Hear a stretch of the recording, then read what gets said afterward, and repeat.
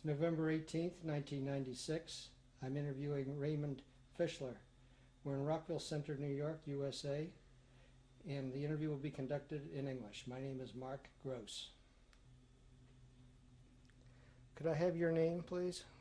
Raymond Fishler, F-I-S-H-L-E-R. And spell your first name. R-A-Y-M-O-N-D. And your name at birth? Abraham, A-V-R-A-H-A-M. Fishler, F-I-S-Z-L-E-R. Your date of birth? February 8, 1925. And your place of birth? Kazimierza Wielka in Poland. This is a small town about between 40 and 42 miles from Krakow. Could you spell the name of the town, please? K-A-Z-I-M-I-E-R-Z-A, capital W-I-E-L-K-A. And your age? Presently 71 years. Your parents' names? Sigmund, he was known home as Zelig, S-C-L-I-G, Fishler, F-I-S-C-L-E-R. My mother's name was Ruchla, R-U-C-H-L-A. Maiden name Katz, K-A-T-Z. And your brothers and sisters? My older sister, we were 2 years apart. All the children were 2 years apart. My older sister, Sarah,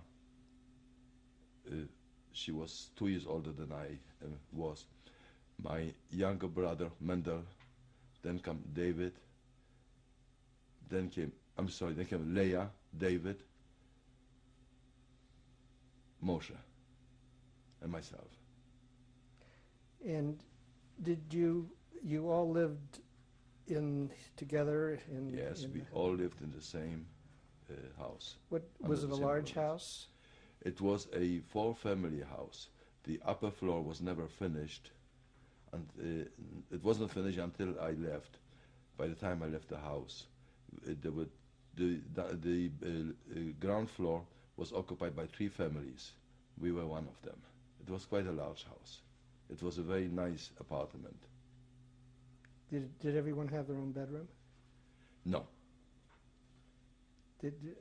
How many people slept in a room? How many? I don't. In your room, did you share your room?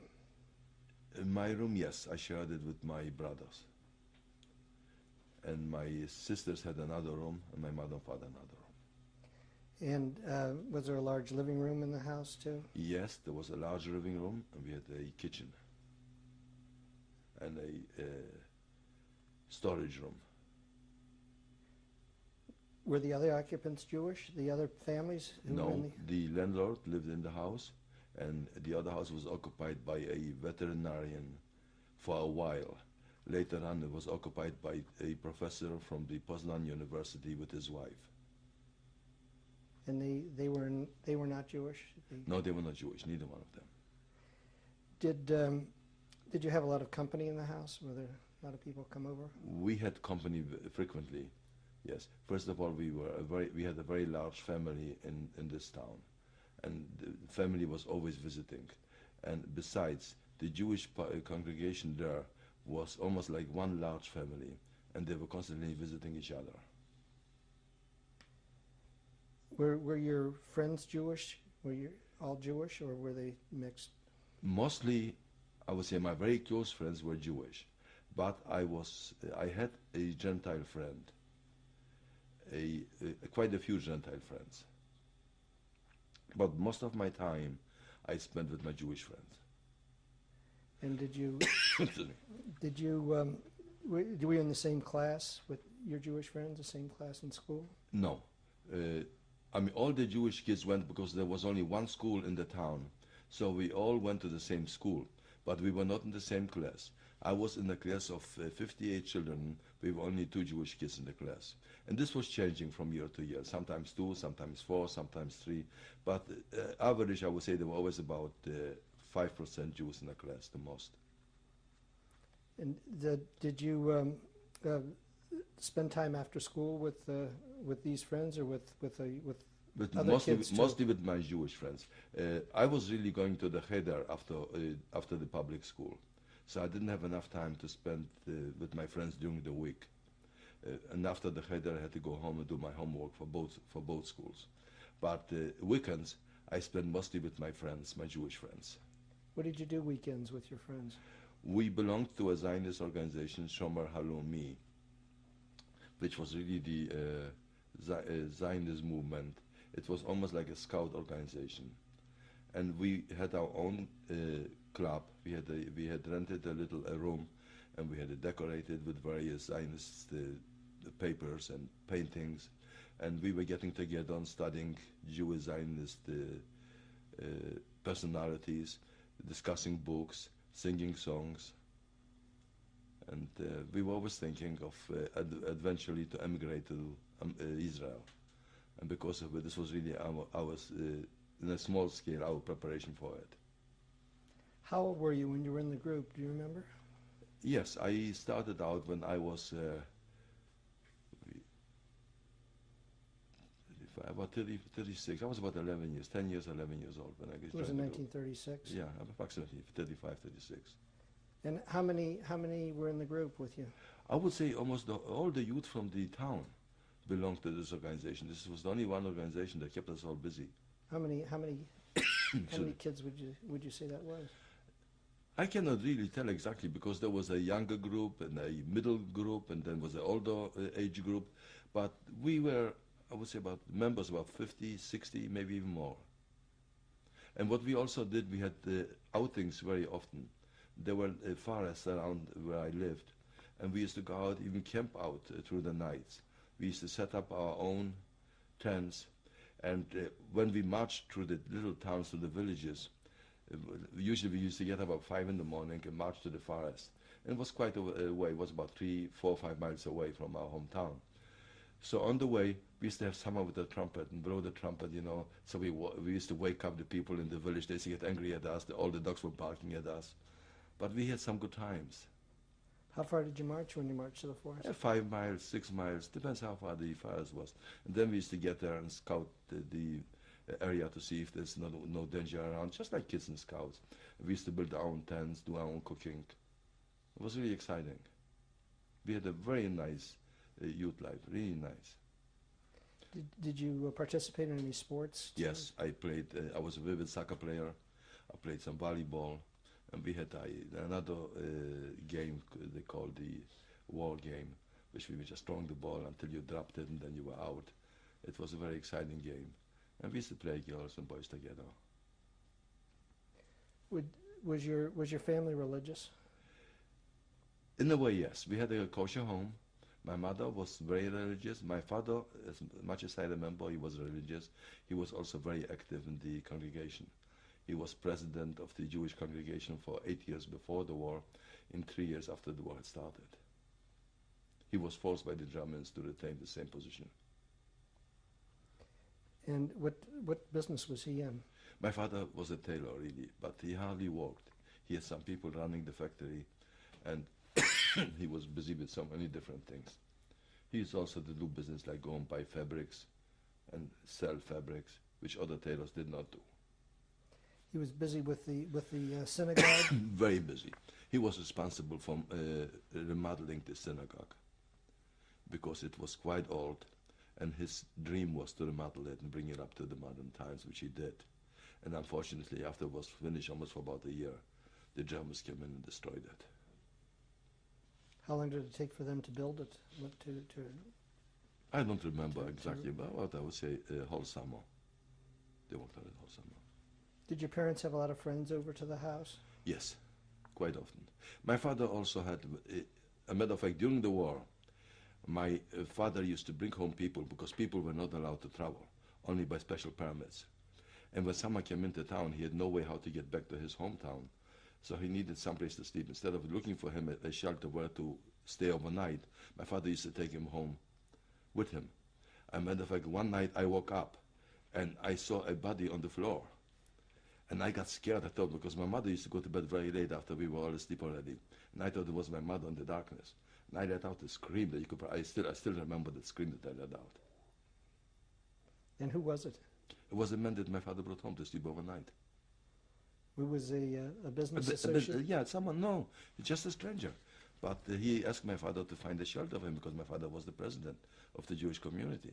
So this is the shelter he found him, took him home with him. And it happened frequently in our house. And did you have Excuse me.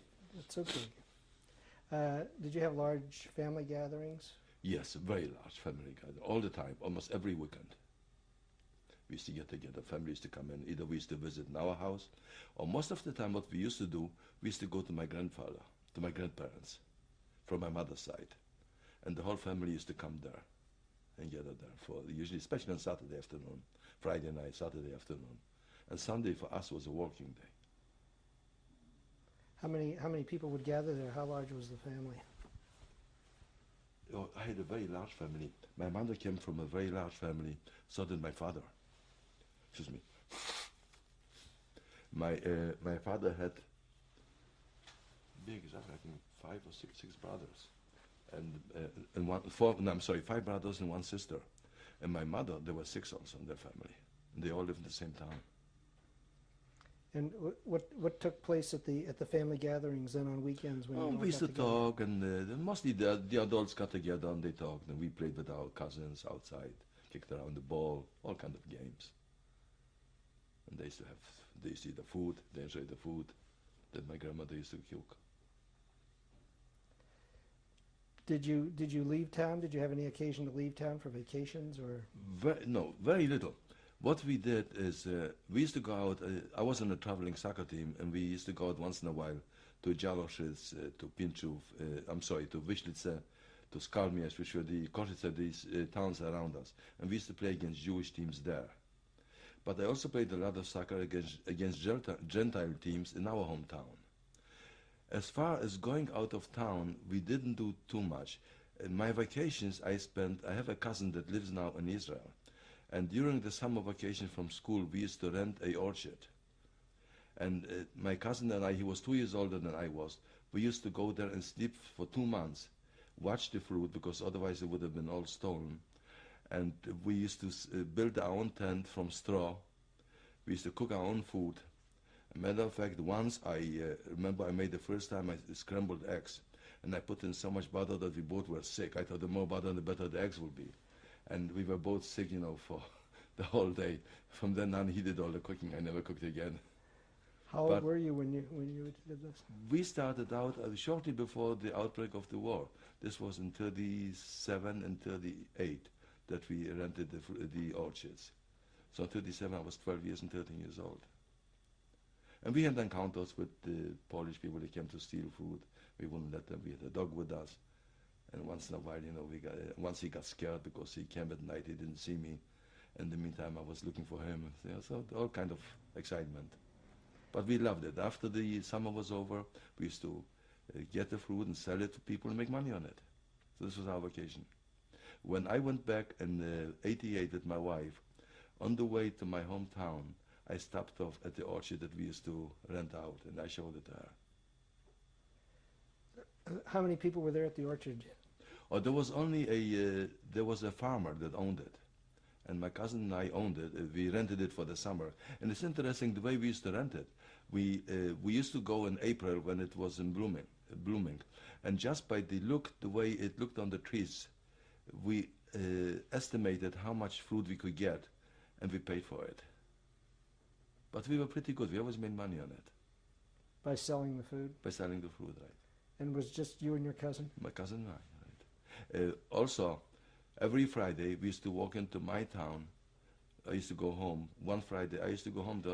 We used to switch around from Friday to Friday, and to bring in provisions for the week.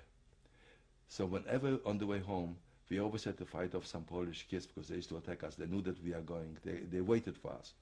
And when we came back, we always brought our food back. We fought off the Polish kids. And the question always was, how many? How many did they have to fight? But this was a normal way of living. It really didn't bother us anymore. We got used to it. Was this precipitated by anti-Semitism, do you think? In a way, yes. We were Jewish kids. Did they ever indicate that it Oh, was? sure, yeah, many times. Even in school, I mean, we had many times that we were called Jew and other things, and sometimes kids were beaten up. We always got into fights. If we played soccer with the Gentile team, and if we won, everything was, they used to fight us. If we lost, everything was fine. But if we won, we were in trouble, so we had to fight them off. So the soccer team was the Zionist group. Your soccer team was composed of the group of kids from the organization. Right. Yeah. Then in the winter we used to play winter sports, snowballing. Okay. Did you encounter a lot of incidents of anti-Semitism? Not too many until the war broke out. Before the war broke out, there was a man that used to come in. His name was Yannick. We used to call him Crazy Yannick. He was a officer in the army. He was dismissed for some reason. He was not all mentally there. But when he came into town, he never bothered any Poles, but he bothered Jews. He used to beat them up. Whenever he saw a Jew alone, he used to jump him and beat him. When kids were afraid to walk in the street when he was around. And he used to come in for a month or 2 months, and then he used to disappear. When the war broke out, for the first year, we didn't hear of him. But then suddenly, from nowhere, he popped up again. And he came in, he was really bothering us. He was always trying almost to feel his way with how much he could get away. And he got into many fights, and the Jewish people were afraid to fight him. He was very strong. We used to take people to forced labor. And for a few times at night, the policeman, the fellow that took the people to forced labor, because there were shifts. We had a sugar refinery in my hometown, and we had 3 shifts of Jewish people going to work there. One shift had to be changed at 12 at night, but you were not allowed to go because there was a curfew. So they had to have a guard that had a special permit to take them down to work and to relieve the other shift. So he used to jump the guard when he was alone, and he used to have fights with him. Usually the guard got a beating. One day I was taking down a group, and he jumped me. I was lucky. I hit him. I was prepared for it, and I hit him, and I ran away. The following morning, I looked. This was already during the war. The following morning, I looked out the window, and I saw a group of people surrounding someone. There was a fight going on. This Yannick was sitting in front of my car mandula. And I was just getting dressed. I walked out in my shirt and shorts without any shoes, and I ran over to help Kalmandula. When I went over, I grabbed Yannick's hand. But while I was there, before I was able to do anything, a hand grabbed my hand, and he said in German, I shouldn't hit him, that he's a German. I looked around, there was a civilian speaking perfect German. I didn't know whether he is a policeman, whether he's a detective, but I got scared because I knew there were Poles around us, that I am in trouble. And Kalmandula had run away already. I made my way through the crowd, and I ran away, but I didn't go home. But I ran over to look for help. And surprisingly, where did I go? I went to the German police, because I knew someone there, some of the German police, and I figured if I go to the Polish police, they will not help us. So I went to the German. When I got there, there was a German gendarme by the name of Master King. And Master King was an elderly man, and he probably thought of me like of his own family, of his own children. And he said to me, I told him that we have a problem with Yannick, that he's not allowed us to perform our duty to take the people to the forced labor, to the refinery. So he said, I cannot do anything for you because I'm all alone manning the station. But I will call up the Polish police, and maybe they could do something. He called up the Polish police, and he told me to go there. Now, I was afraid. I had to walk quite a distance from the German police to the Polish, what they will do to me on the way. But I went. And in the meantime, Yannick realized where I went, so he went in hiding. I went to the Polish police, and I told them, in the meantime, Master King called the Polish police to give me a hand. When I got there, the commanding officer there said that he is all alone, he cannot leave the station. So what do I do then? He told me there's a place where they are bringing wheat.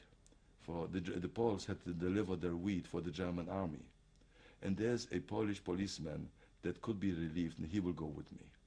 When I went down, I promised this Polish policeman that I would give him pens, because my father had the factory. I will give him a pair of pants to come with me. But we couldn't find him. There was a kid in the street. I gave him some money, and he told me where he was hiding. We went in, we got him. They arrested him. And the following day, he was shipped away. He never came back again. And the people in town were really, really happy. I remember this was a Friday. When I came Friday night, I was a hero in the temple, that I was able to achieve this. I'd like to go back to the beginning of the war, or to when you actually noticed a change in your lifestyle there. When did you notice things were starting to be different in your town? In what respect? In the respect of your freedom, in the respect of anti-Semitism growing. Was it at the start of the war that this happened, or was it no? prior to that? There was anti-Semitism all the time, but it wasn't really shown as much. It was hidden. What I mean by it is that when you were in school, there were once in a while someone said something.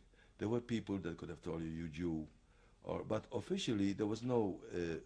There were no fights, there were no beatings, but we knew we could pinpoint really the ones that were really anti-Semitic. Somehow we knew about it. I cannot really tell how, but it was there. We felt it in dealings, in so many different ways. And the real anti-Semitism started shortly before the war, when the Polish government started out to look. First, there was a big case going on in the House of Representatives, the Sejm in Poland, which they were taking up the issue of slaughtering cows, and the ritual slaughtering. And they were trying to do it a different way, not according to our religion, that the animal is suffering too much, but the weight is down according to the Jewish religion. And they were talking about it for weeks and weeks. And this was shortly before the outbreak of the war. And we were wondering, instead of taking up an issue that's so important, like the danger that the Germans are going to attack Poland, they were playing around with ritual slaughter, or with painting the sidewalks. What they did, there was a new order came out. They made all the towns paint the sidewalks with white. They almost lined out the streets, the roads for the Germans, so that they could see them. It was such a dumb thing to do. There was a law came out shortly before the war that all the gutters had to be painted white. What was the purpose of that? Just for cleanliness, in their opinion. So then, what happened after that? When the war broke out? Oh, when the war broke out, can I start now with the beginning of the war? Sure. Yeah, the war broke out in 1939, and let me just interrupt you for 1 second. Yeah. Prior to that, was your life pretty much the same as it was? Yes. I mean, as There were you've been describing it to me so far? Yes, there were no changes. There were no real changes. We had a very happy life home. We enjoyed our life. We were not very rich. We were not poor. We were a middle-class family, and we really enjoyed our lives. As a matter of fact, when I used to get up sometimes in the morning, I used to say, "God, how blessed I am to have such a nice family." And my father did quite well. He was very popular in the community, and the children, all my brothers and sisters, did well at school. My parents never had any problems. So life was going on, at a normal pace. We were quite a nice Jewish happy family, and we lived in a nice small town. But when the war broke out, this was in 1939. In the morning on a Friday, about 4:30 in the morning, I was awakened by bombs, by explosions of bombs. Do you remember the month and the day? Yes, it was exactly September 1st, 1939. I'll never forget that morning. And I knew that there's war, because we were talking about it for months. The Polish army was being mobilized before the outbreak of the war. And we knew that this, what we were fearing for such a long time, finally materialized. And that morning I didn't go to bed anymore, but I listened to the radio. And there were secret codes, army codes on the radio. Mobilization was in full. And from then on, all the windows had to be covered dark. After the second or third day of the outbreak of the war, swarms of people were coming from the west, running away from the advancing German armies. And they were telling that the Polish armies are constantly in the retreat. But as we grew up, we always thought of the Polish army as being a very strong army. This is what we were told. And we never expected that they will be overrun as quickly as they were. And especially when we heard that England and France declared war on the Germans, we hoped that the war will be over and everything will be restored to order. But we were wrong. As we all know, the war didn't stop. The Germans advanced, and on the 7th day, on a Thursday, early in the morning, there was a Carpathian division in our town on the march, and they stopped for lunch. I was out just watching it as a curious kid to see what they're doing, watch the army, watch the armaments. Suddenly, I heard shellings, and I started to run home. There was an incredible battle going on between this Carpathian division and the advancing Germans. While I was running home, bullets were flying all around me. I don't know how I made it. By the time I got home, most of our relatives and many neighbors came into our house because this was one of the very few strong-built houses. It was a real strong brick house. And the lucky thing was, because half of the town was flames after the battle, but our town was saved because it was so close to the sugar refinery that the Germans thought that this is part of the refinery. And they had given an order to not to shell the refinery. And because of it, our house was saved because of this. During the battle, a German came in with his fixed bayonet and asked if there's any Polish soldiers there. And my uncle got up and said innocently, he raised his hand, and he said, "Wir geben sich unter, we surrender." And the German, with battle fatigue, with his eyes blaring, and he said, "Now we won the war." He surrendered. And he just walked out with a smile. This was the only time I've seen a German really with a sense of humor. Have to stop at the end of tape number 1. Interview with Raymond Fishler. So the German soldier was the only German you had met with a sense of humor. The German soldier. Then anyway, yes. Now we've won the war. Right. So this was the first day. This was the 7th day of the war. The following morning, I walked out. I left my house. There were very few people in the streets. Also, during the battle, I have noticed, I have looked out the window, which was dangerous, but as a curious kid, I did it. And I noticed that when a Polish soldier was wounded, he was left lying in the street. When a German soldier was wounded or killed, he was being taken away immediately by ambulance, by a medic, by a German medic. When I left my home the following morning, I met some of my school teachers, and we started to gather the wounded Polish soldiers to a spot, but they thought that they're being taken to a hospital. There was no hospital in my hometown. Many of them died because they were neglected. The whole day they were bleeding to death. They lost so much blood. They were unattended. They got gangrene from the wounds. And many of them were just asking why we were carrying them. How far is the hospital? How far is help? And we were afraid to tell them that there is no hospital. They will have to be put on a horse and buggy and taken to a hospital to Krakow, which is 58 kilometers, 42 miles away. It was a pathetic sight. I was helping my school teachers because prior to the outbreak of the war, I attended civil defense course. Because I was busy in the afternoon with my Hebrew school, I was allowed to attend the evening classes with the adults and not immediately after the hours of school with the children. And because of it, they all knew me, and I was able to walk with them together.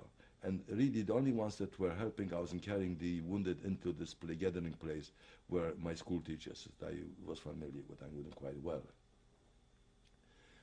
This was Friday. On Saturday morning, there was a knock at our door, and a German appeared and asked if we are Jewish, and I said yes. I said, all males have to come out and go to a place in the fields to bury the dead horses, because the division that fought the Germans was a cavalry division. And there were a few hundred horses killed in the battle. We had to get these horses together to one spot and bury them. It was an incredible job. The weather was hot. The stench was awful. We were getting sick just from the smell. And we had to drag with chains the horses to the spot because there was no other way how to get them there. They took by the time I got there were many Jewish people already there digging the ditches for the horses. You could imagine how many ditches you need to bury a few hundred horses. And they really walked us to that. It was just terrible. We walked, I think, 3 or 4 days before we got the job done. They took our rabbi to walk there. They made him undress. He took off his shirt. And he was a heavy, big-built man. He was standing near me. He was pleading, help me, because he was not used to walk with a shovel. And if anyone didn't walk well, they used to hit him. So I was walking for 2, for 3. I was trying to do the work so that he shouldn't be noticeable that he's not working, or not doing his job. And at one point, a German said, look at this youngster, the way he walks. And because of it, I got a soup from them. And after 3 days, the job was done. From then on, I got familiarized with forced labor. They were taking us to shovel snow in the winter, to do any kind of work, to wash the cars for the Germans. I was washing cars for the Germans in such cold weather that I was washing it with cold water from a hose, that the water was freezing while it was coming out of the hose. But we had to do the job and do it well. Many times I was taking to move furniture. There was massive furniture in some of the big castles in the town. And one of the big houses, big castles, was taken as the German government for the town, as the town hall. The German mayor lived there. And we were moving them constantly from one place to the other one. Once I was employed to move some desks. They were so heavy, so huge, and 4 of us were carrying the desk. A German came over with a plier. He just threatened to hit me with it.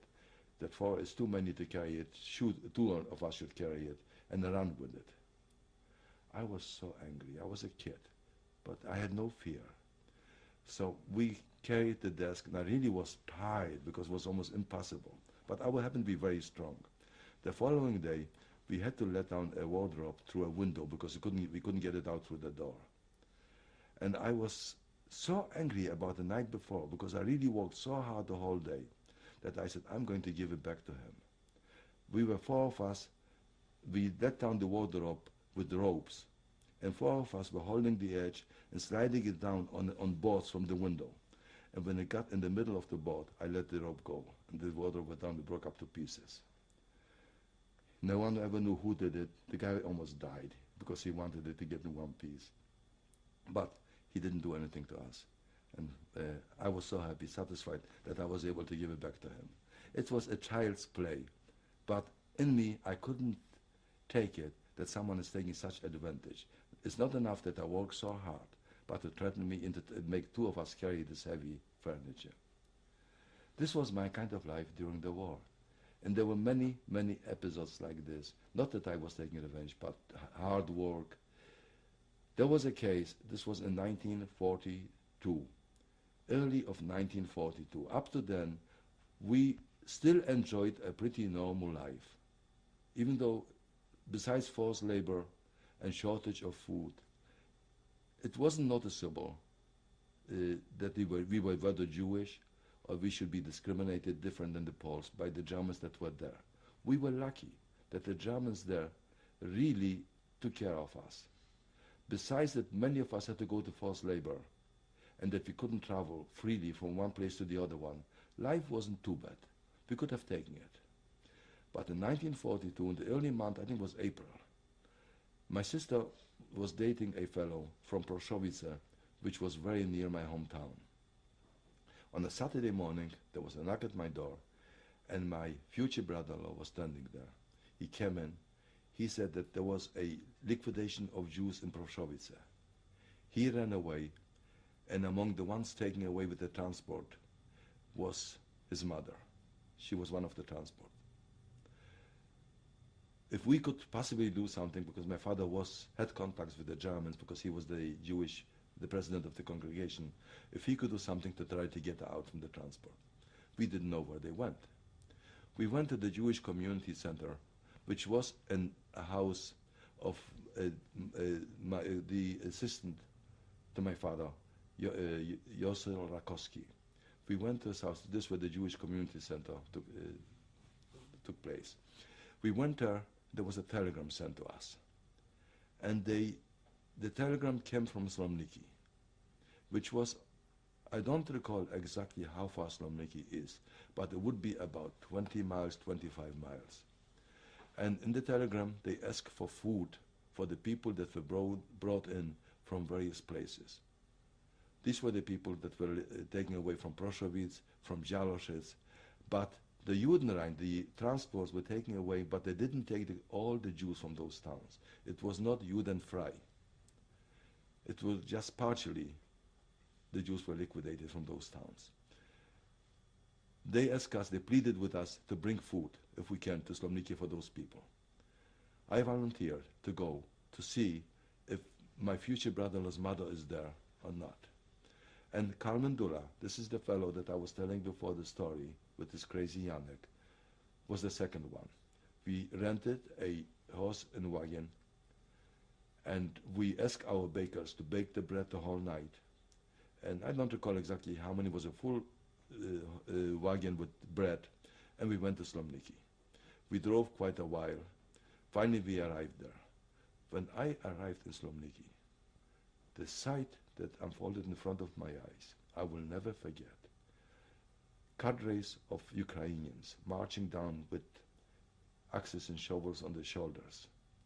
These were the guards, the ones that took care of the transport. Then I went down to the field where the people were gathered. It was a large soccer field and a very hot day. And there were about 10,000 Jews on that soccer field squeezed in like sardines. And the screams, water, water, that's all you heard. The people in Slomniki were not liquidated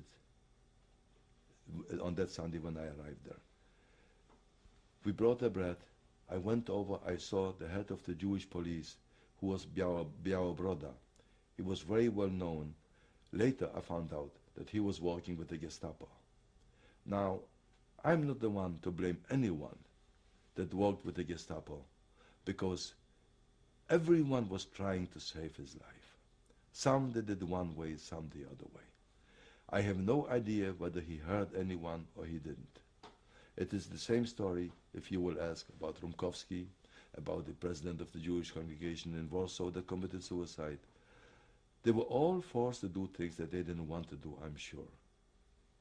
But they had no choice, because if they wouldn't do it, someone else would have. Anyway, I went over to Białobroda and I asked him if he could help me to get out my future brother-in-law's mother. And he said, since she's an older lady, it will be impossible. Because the only way you can get out someone, they were bringing in big barrels of water to the people.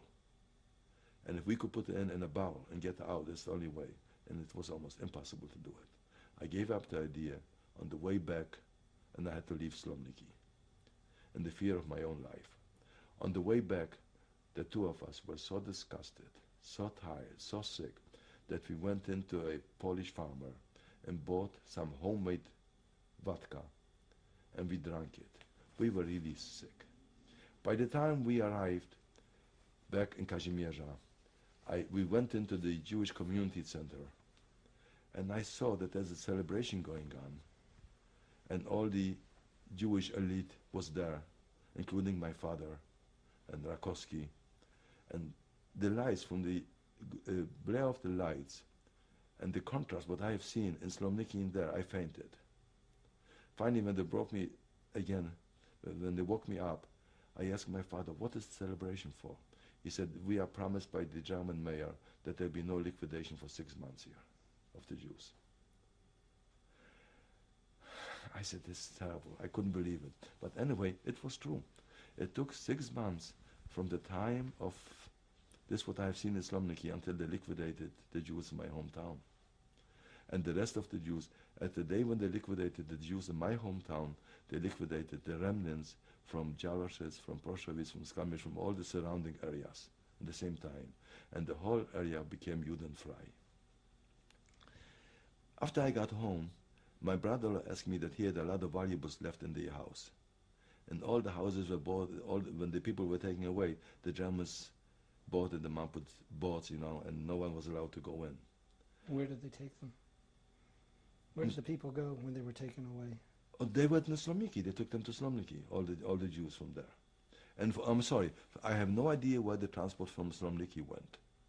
I never found out, and I'm still trying to find out. Most probably, I surmise, someone told me they went to Treblinka, and some other people say they went to Bergen-Belsen. But I really don't know. I went back in '88, and I tried to find someone that maybe was involved in the transport. Maybe someone that went on the train with them because they were put on trains. Maybe someone that took them in the horses and wagons to the trains. But I couldn't find out anything. And I do hope to go back this April or May and to do some more research about it. But these people were never heard of again. They were all massacred.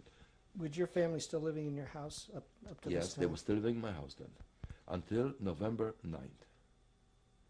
November 9th, What year? pardon me, in 1942. This was 1942. Yeah, there was also a case. We had a Polish policeman who was a half German, and because his parents, one was German, one was Polish, and he and his wife committed suicide. Excuse me. The Germans accused them, the Polish partisans, the underground, that they killed them. Excuse me. Before they performed a autopsy, the city was surrounded by Germans with machine guns and gasoline barrels. And if it would have been found out that they did not commit suicide, but that they have been shot, then probably the whole town would have gone up the way Gleiwitz, the way, not Gleiwitz, the city in Czechoslovakia was burned. Lidice in Czechoslovakia. And we were fearing for our lives then. They were taking hostages and they looked for my father. My father was smart enough to hide at the police station in the basement. And they never looked there. After 2 days that the city was surrounded by Germans, they performed an autopsy and they declared that they did commit suicide and the town was safe. This was in the time between April and November of the complete liquidation of the Jewish community in 1942. Finally, on a Thursday night in 1942, about 10 o'clock, there was a knock on our door. The German mayor came over and told my father, and he said, "Fishler, I helped you until now.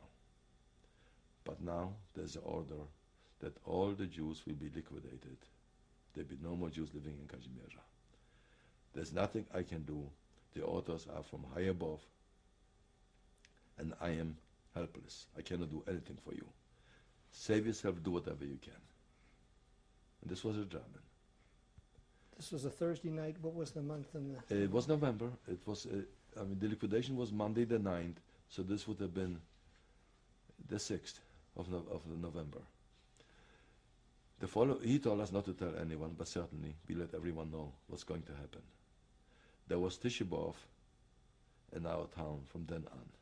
People were crying, trying to find hiding places. They didn't know. It was just terrible. This was going on Friday and Saturday. Sunday, everyone was running away because Monday morning the liquidation was supposed to be taking place. I was befriended with a Polish girl, which my father and my mother were not too happy about. She was Gentile. But we were good friends, just friends from school. And her family took a liking to me. And they also were very good friends of my father. My father used to do a lot of business with her family. They were very nice people. I really felt that I was in their house almost as free as I was in any Jewish home. When this threat of the liquidation of the Jews came to Kazimierza, I went over to this Polish man, Roman Sikorski, And Roman Sikorski, I asked him if he could hide me and my sister. And he said that he will do it. I couldn't ask for more because we were too large family. He couldn't have done it. We would have been all caught. Our family had to break up. We couldn't find a hiding place for all of us together. My father went in one place, my brother in another place. My mother, with 2 brothers and 1 sister, went to a different place. And I went with my sister to this Roman Sikorski. When you said different place, you mean different homes? Different homes, different barns, different villages. We were just scattered all over. On Sunday, a lot of people went out to the hiding places. And when after the curfew, 9 o'clock, they were not allowed to go. I put my sister in the barn where we were supposed to hide. And I helped many of them to get out of town because I had a permit to walk around after the curfew. I took a chance. I was not stopped. I didn't know whether I would be safe or not, but I took a chance. And I helped many people to get to the hiding places. About 10:30, I was done with my job, and I jumped in myself to my hiding place. We were lying there the whole night. Cold, freezing. It was a very cold November. There were noises in the attic, in the barn. And my sister asked what the noises are. She got scared. I knew what they were. They were rats and mice. And I told her those are pigeons, that Mr. Sikorski is breeding, because I didn't want her to be scared. We waited until the following morning. About 5 in the morning, we heard shots in the town, and we knew that the liquidation is taking place.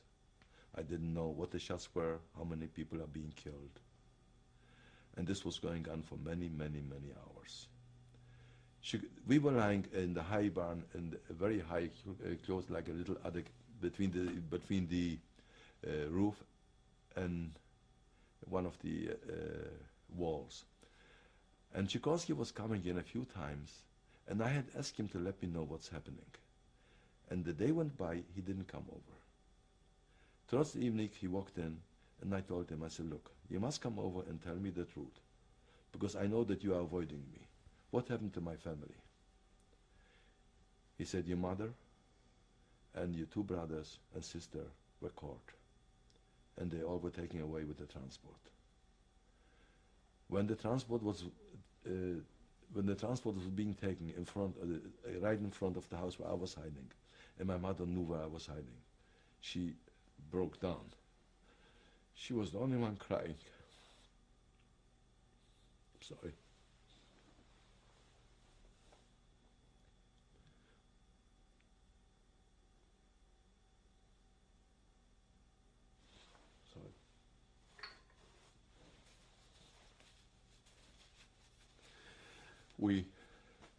I was lying there, and suddenly the 2 of us cried the whole night.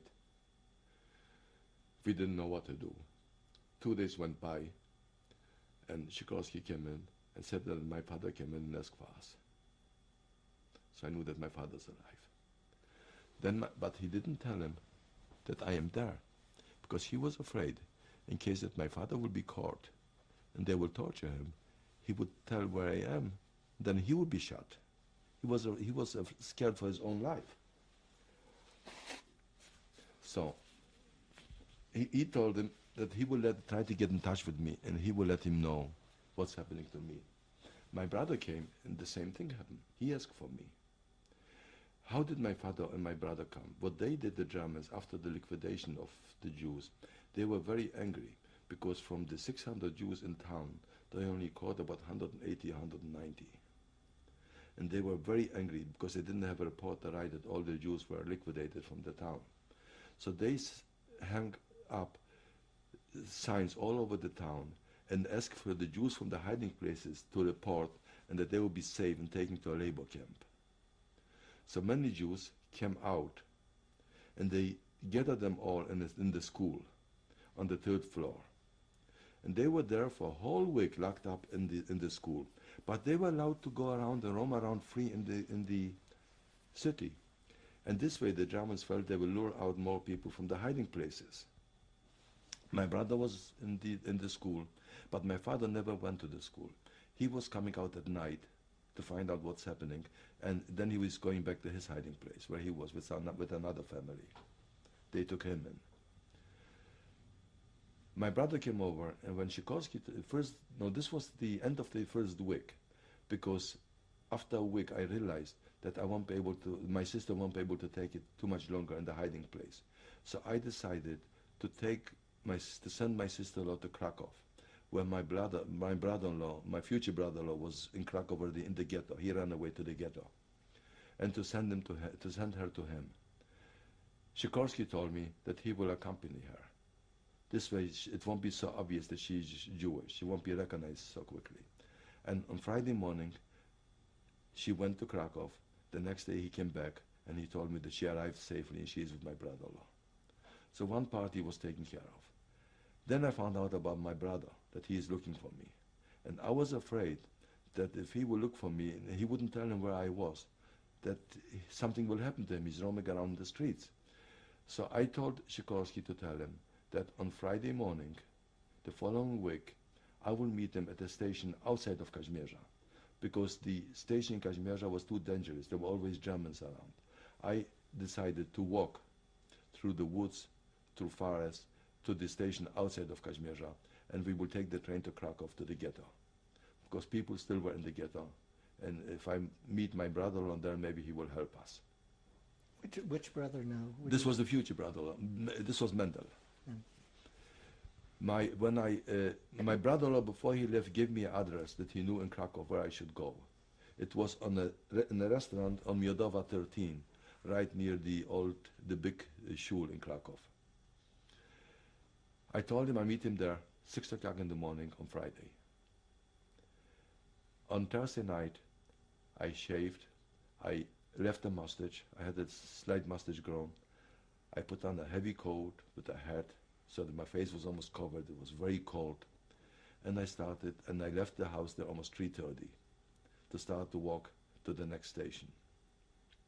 Sikorski was going with me, but not as he did with my sister. He walked behind me, because he didn't want me to walk with him, because in case we get caught, he would be shot too. So he walked behind me about 50 feet. In order to get to the station, I had to walk a short distance away from the German police station, right near the refinery. I crossed the street and I made it into the forest, into the darkness of the night. He was 50 feet behind me. He was stopped by the Gestapo. Had I been walking 50 feet behind, had I left the house 2-3 minutes later, I would never have been here. He was stopped, his papers were checked. He never made a train. How lucky I was then. I got to the station. Everything was dark, because you were not allowed to have any lights. I sat in the waiting room at the station. I looked for my brother, I couldn't find him. There were a few hundred people in the waiting room waiting for the train. The stories that I had heard that night, I got gray that night from all the stories, what I heard. And I just sat there in pain.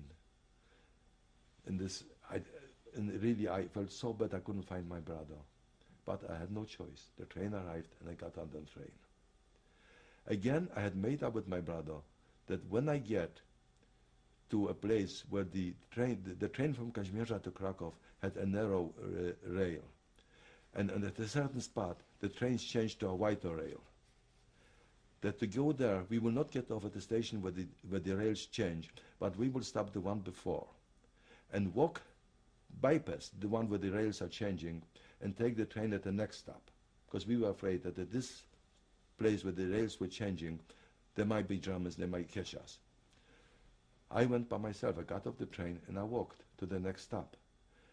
And I didn't have my brother with me. I went there was a bench, I sat down.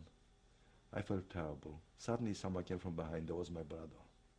He was at the first station, but it was dark and there were so many people, I couldn't find him. So from then on we traveled together.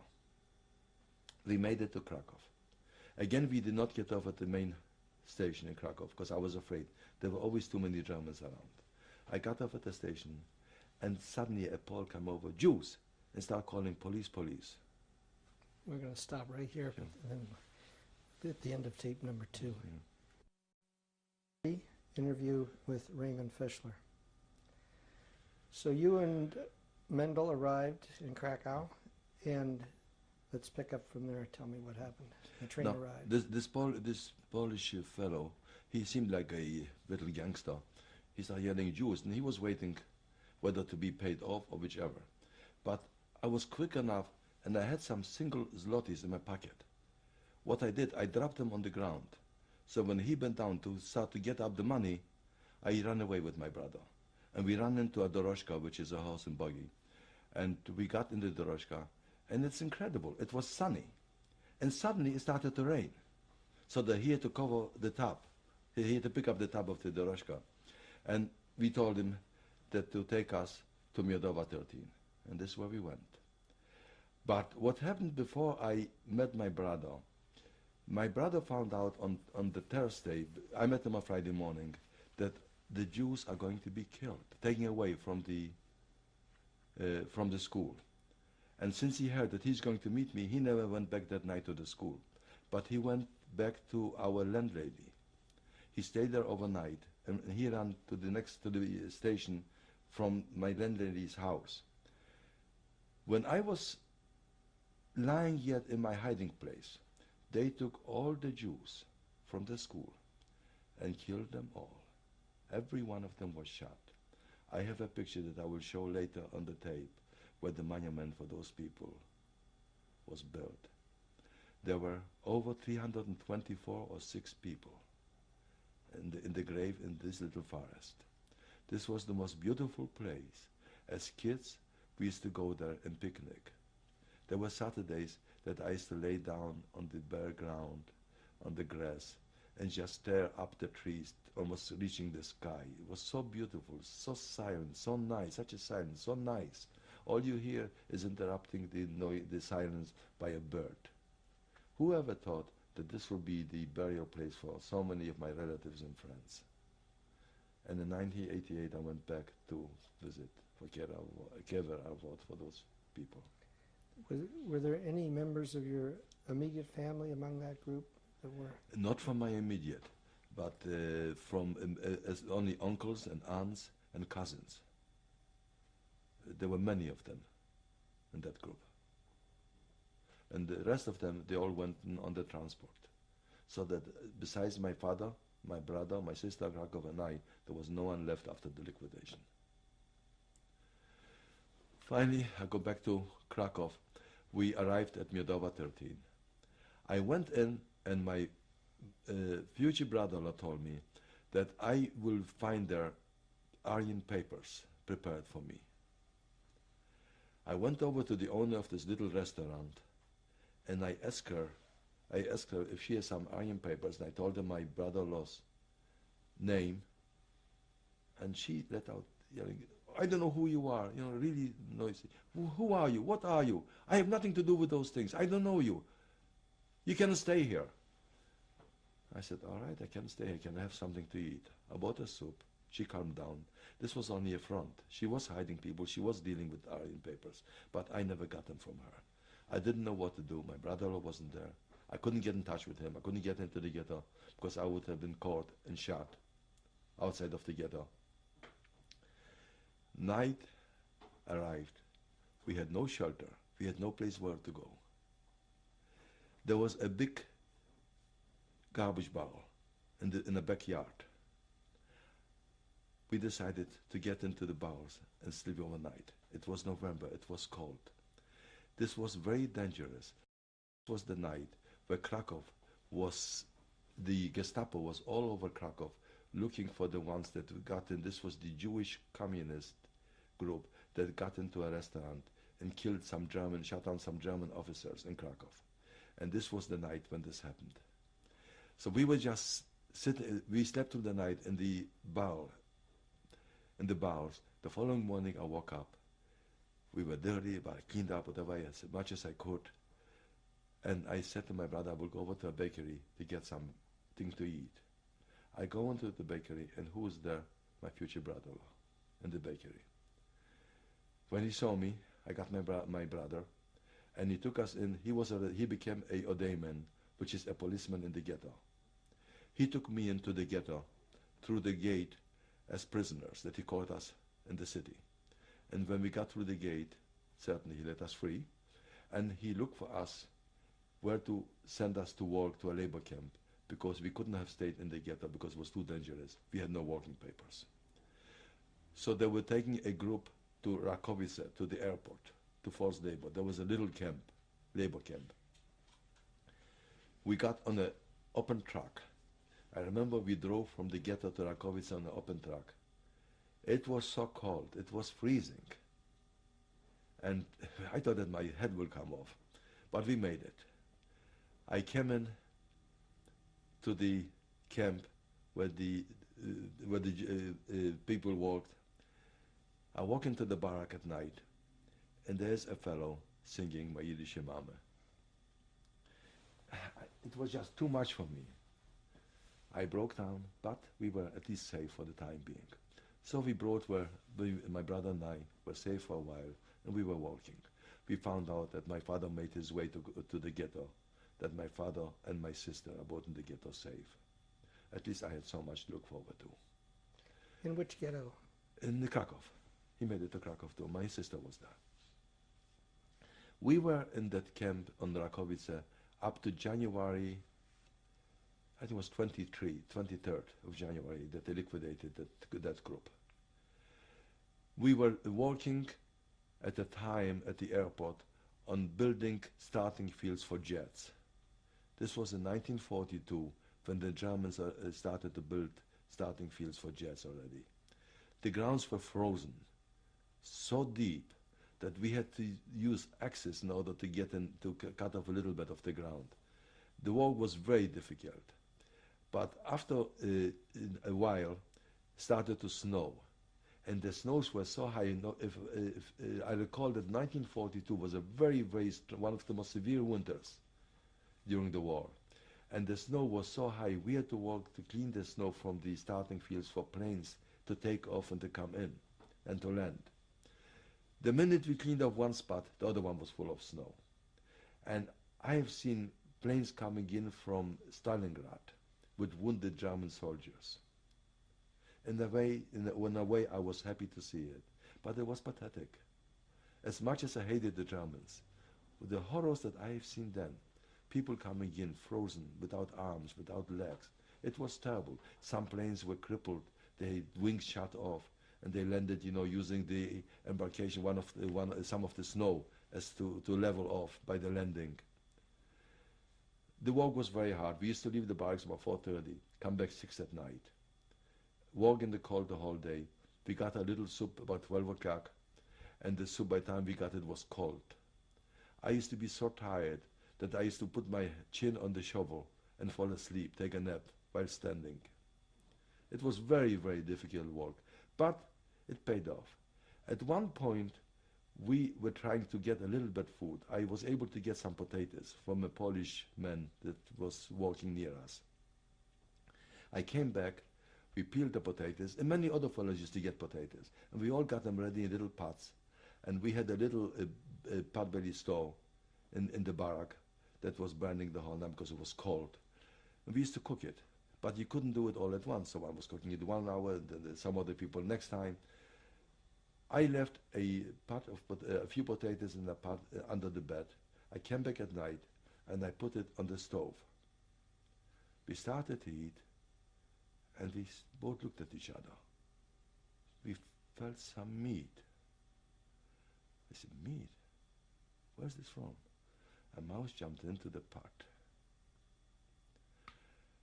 We went out, and we were thrown up.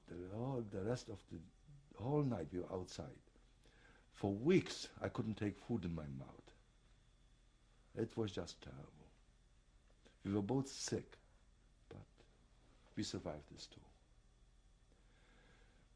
On the 23rd, they liquidated the camp. They took us to Plaszow. I heard about Plaszow. By the time I got there, my future brother-in-law was taken to Plaszow, and I think I don't recall exactly, but I think he was married already to my sister. They got married in the ghetto. And He took my sister with him, and she worked in the kitchen in Plaszów. And he became a policeman in the Plaszów camp. When we came to Plaszów, he helped us.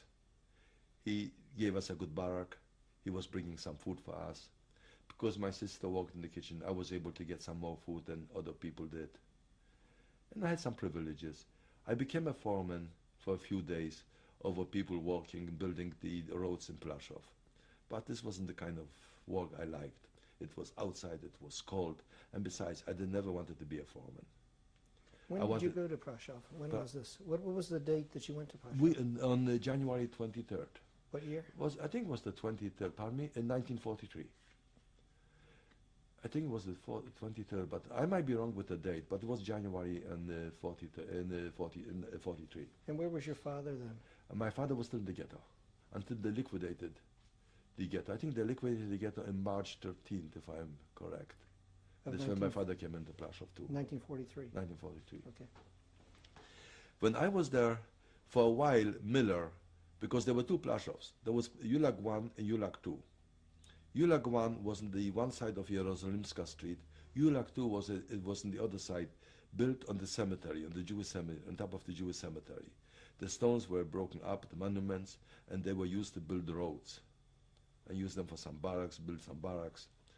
And but this was the main big camp that was going to be for the future. And the other one was going to exist for a while, and they were going to liquidate it. But it lasted longer than we thought it will. Miller was not a bad man. He was pretty good. He was more preoccupied with his Ulag 1 than with the Ulag 2. But after a few months, after the liquidation of the Krakow ghetto, we got a new commander of the camp, Amon Gerd.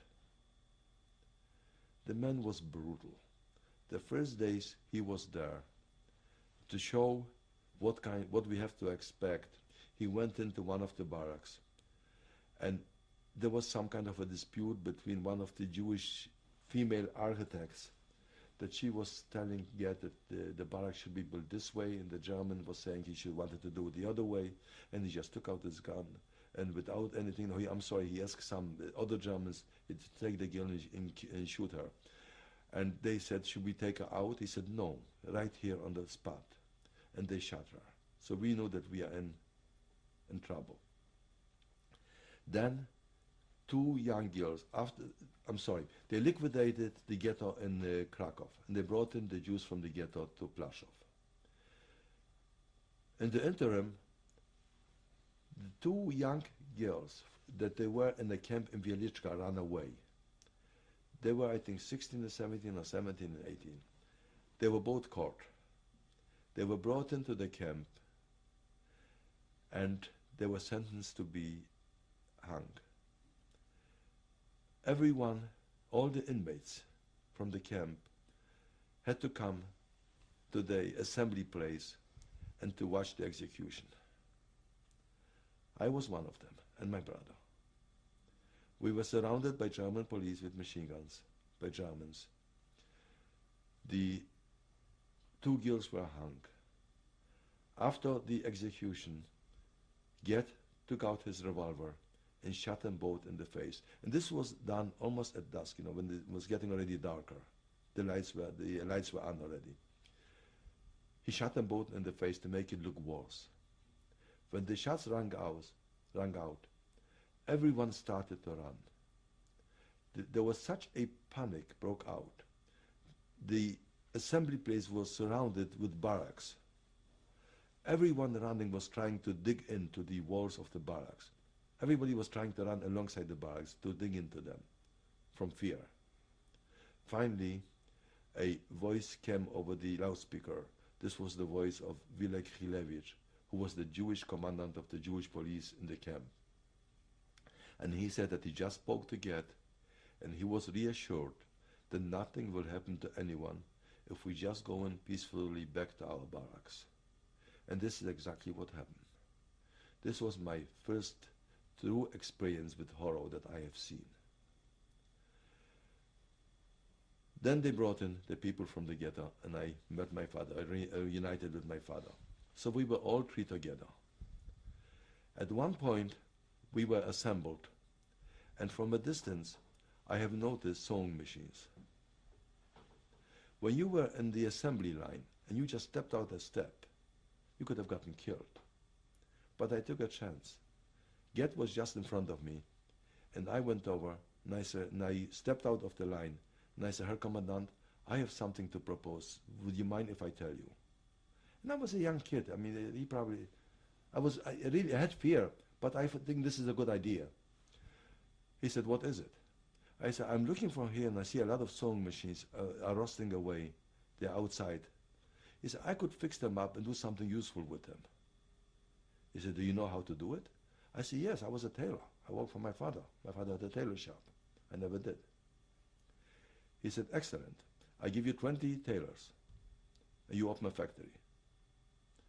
He made the announcement, and I got 20 people, volunteers report. Every one of them was a genius. They were excellent tailors. I knew nothing, and I was the manager. But I wasn't the manager for too long. What happened was, while we were working there, at one time, the German that took care of our factory, every factory had a supervisor. I broke probably 10 machines before I fixed one.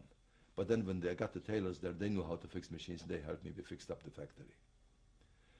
Every factory had a German supervisor. The German that supervised over the supervisor over our factory was a very nice man. He came in one morning and he said, Ray, Gert is running around drunk and he's looking for victims. Be careful, I know he's going to come in here.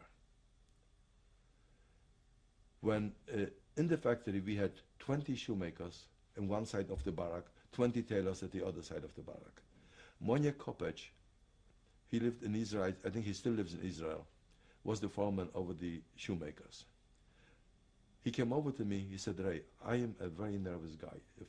If Gert comes in and I make the report to him how many people are here working, because when he walked in, you had to call out Achtung, people had to stand up at attention, and then you had to make the report how many people are at work, how many absent, maybe they are sick or for whatever reason.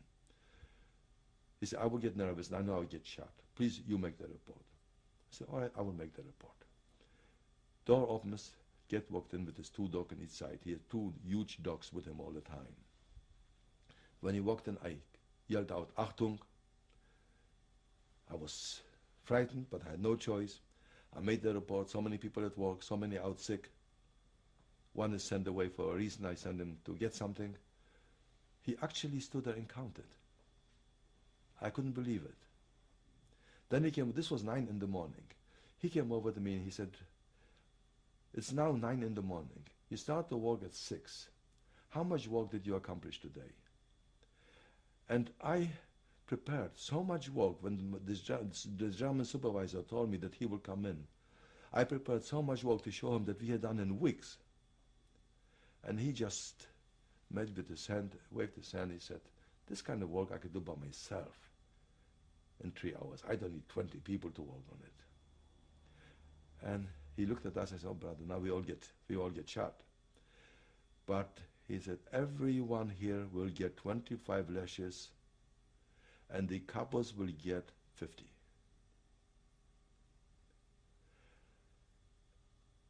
I forget, usually he used to say 75 or 100. I said, if they could take 25, we could take 50.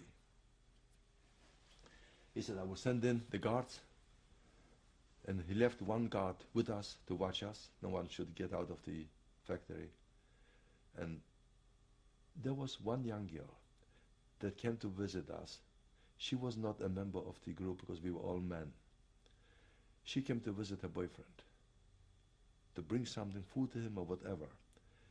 When she heard that Gert is outside, she was afraid to leave, because if she would see her outside and she's not at work, he would kill her. So we dug her in a pile of coats. The poor girl was caught among us, and she got 25 just as everyone else in the factory. Fortunately, this girl did survive the war, and she lives with her husband, with his boyfriend that she came to see that time in Brooklyn. I just spoke to them a few months ago. Her name was, now is Ruja Freiman. The guards came in, everyone got the 25 lashes. Monia Kopic got his 50. I don't know how I did it. I got away, I didn't get my 50. I was able to sneak into the group that had gotten the beating, and I acted that I was beaten already. The Ukrainians were walking around and sadistically checking everyone if they got the beating. And we used to fix clothing for the Ukrainians. This way I got to know some of them. And one of the Ukrainians said he had enough, he had more than he should have gotten. And I was never checked, and I got away. My own people didn't believe me that I was able to get away with it, but I did. I didn't get a beating then. I got beatings later on, but not then. The day went by, and the factory, after this incident, we decided that we would take an older man, not as a young kid like me, to be the foreman. I didn't know enough about the work. I wanted to be a plain worker. I went over to my brother-in-law and I told him, please help me, I don't want to be a foreman anymore. Because the first ones that suffered were the foremen. Even though you had one advantage, you got a watch and you got a double soup during the day. So there was a man from Miechov who became the foreman of the factory. But while I still was a foreman, one day I came into my barrack to the living quarters, and I noticed that the people from the factory are testing jewelry, pearls. What we did, we were given a lot of clothing that were brought in after the liquidation of the ghetto from the people that were shot. The clothing was full of blood. It was a terrible thing to walk on it. And we were asked to rip it apart because there was jewelry, diamonds, money sewed in the seams, in the belts of the pants. And some of the people from the factory actually took some for themselves.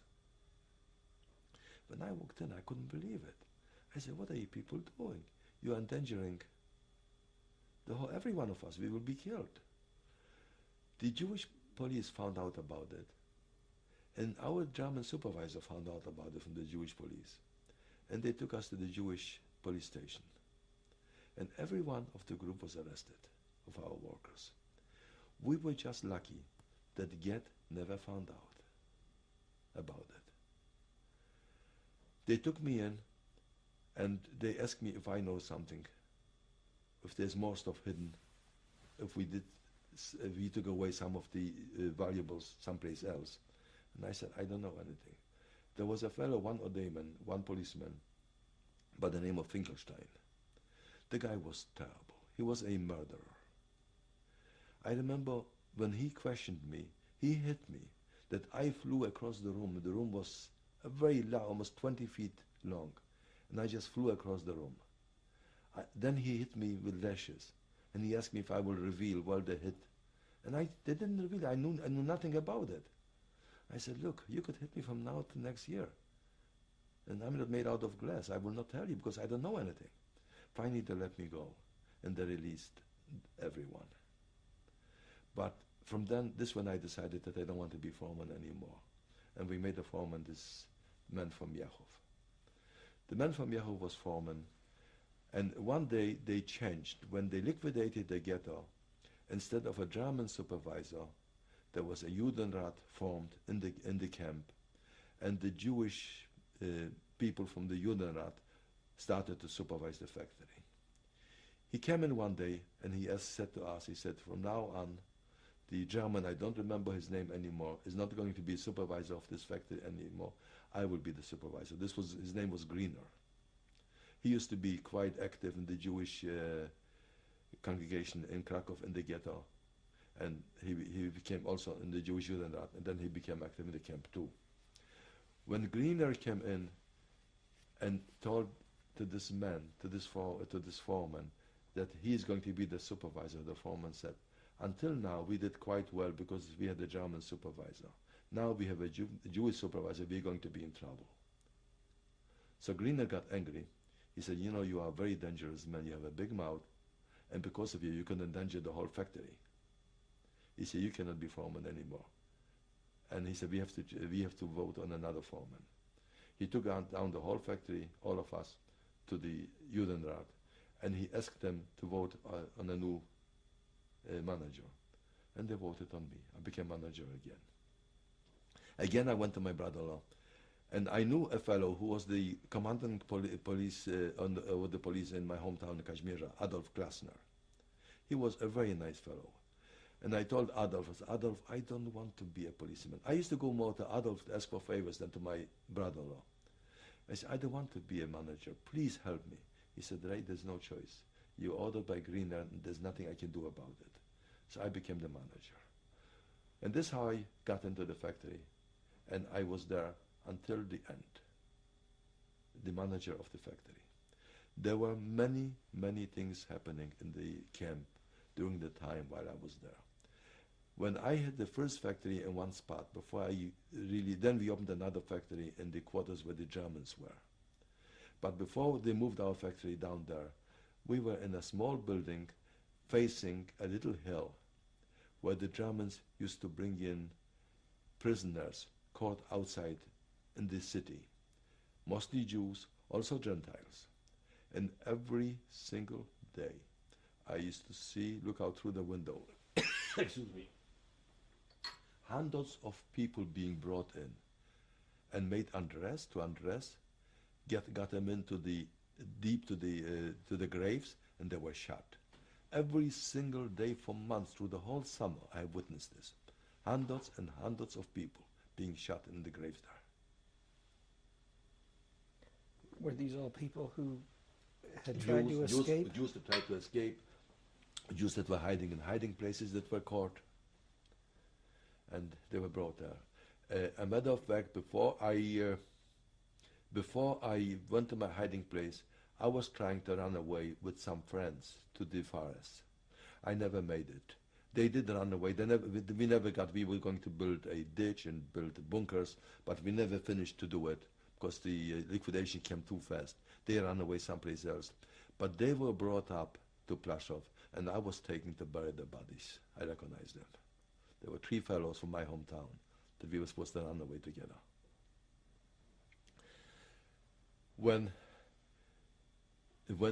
From this factory, we were taken down to the factory down in the quarters, in the German quarters, where the guards were and the officers, and Get was living in a villa. In those barracks, again, I looked out, and we were facing the Steinbruch. The Steinbruch, anyone that was punished from the inmates was sent to work in the Steinbruch, and very few people survived it, because the work was very hard, and they were getting constantly beatings and very little food. This was a punishment for some little disorder, like if you had a little more bread than you should have, or if you tried to steal a potato someplace. These were the things, that they were punished for. They were sent to the Steinbruch. While I was in that factory, I got to know Chilevich. My sister left the kitchen and became an assistant in the block Älteste, which is every barrack had a supervisor and an assistant. My brother-in-law made her the assistant of one of the blocks, of the female blocks. We're going to have to stop at the end of tape number 3. Tape number 4, interview with Raymond Fishler. I have to go back with one episode that took place in the camp. It was shortly after Get arrived. They called out names at one of the assemblies, and they took the people back to the ghetto in Krakow. Now, this was a ploy that the Germans always used. They tried to show the people that when they take transport, it isn't always to die, that they bring them back and nothing happens to them. And for some reason, they took the transport away, they put them to the ghetto, and then they brought them back to the camp. But unfortunately, I was afraid, because my brother was one of them that was taken away with the transport.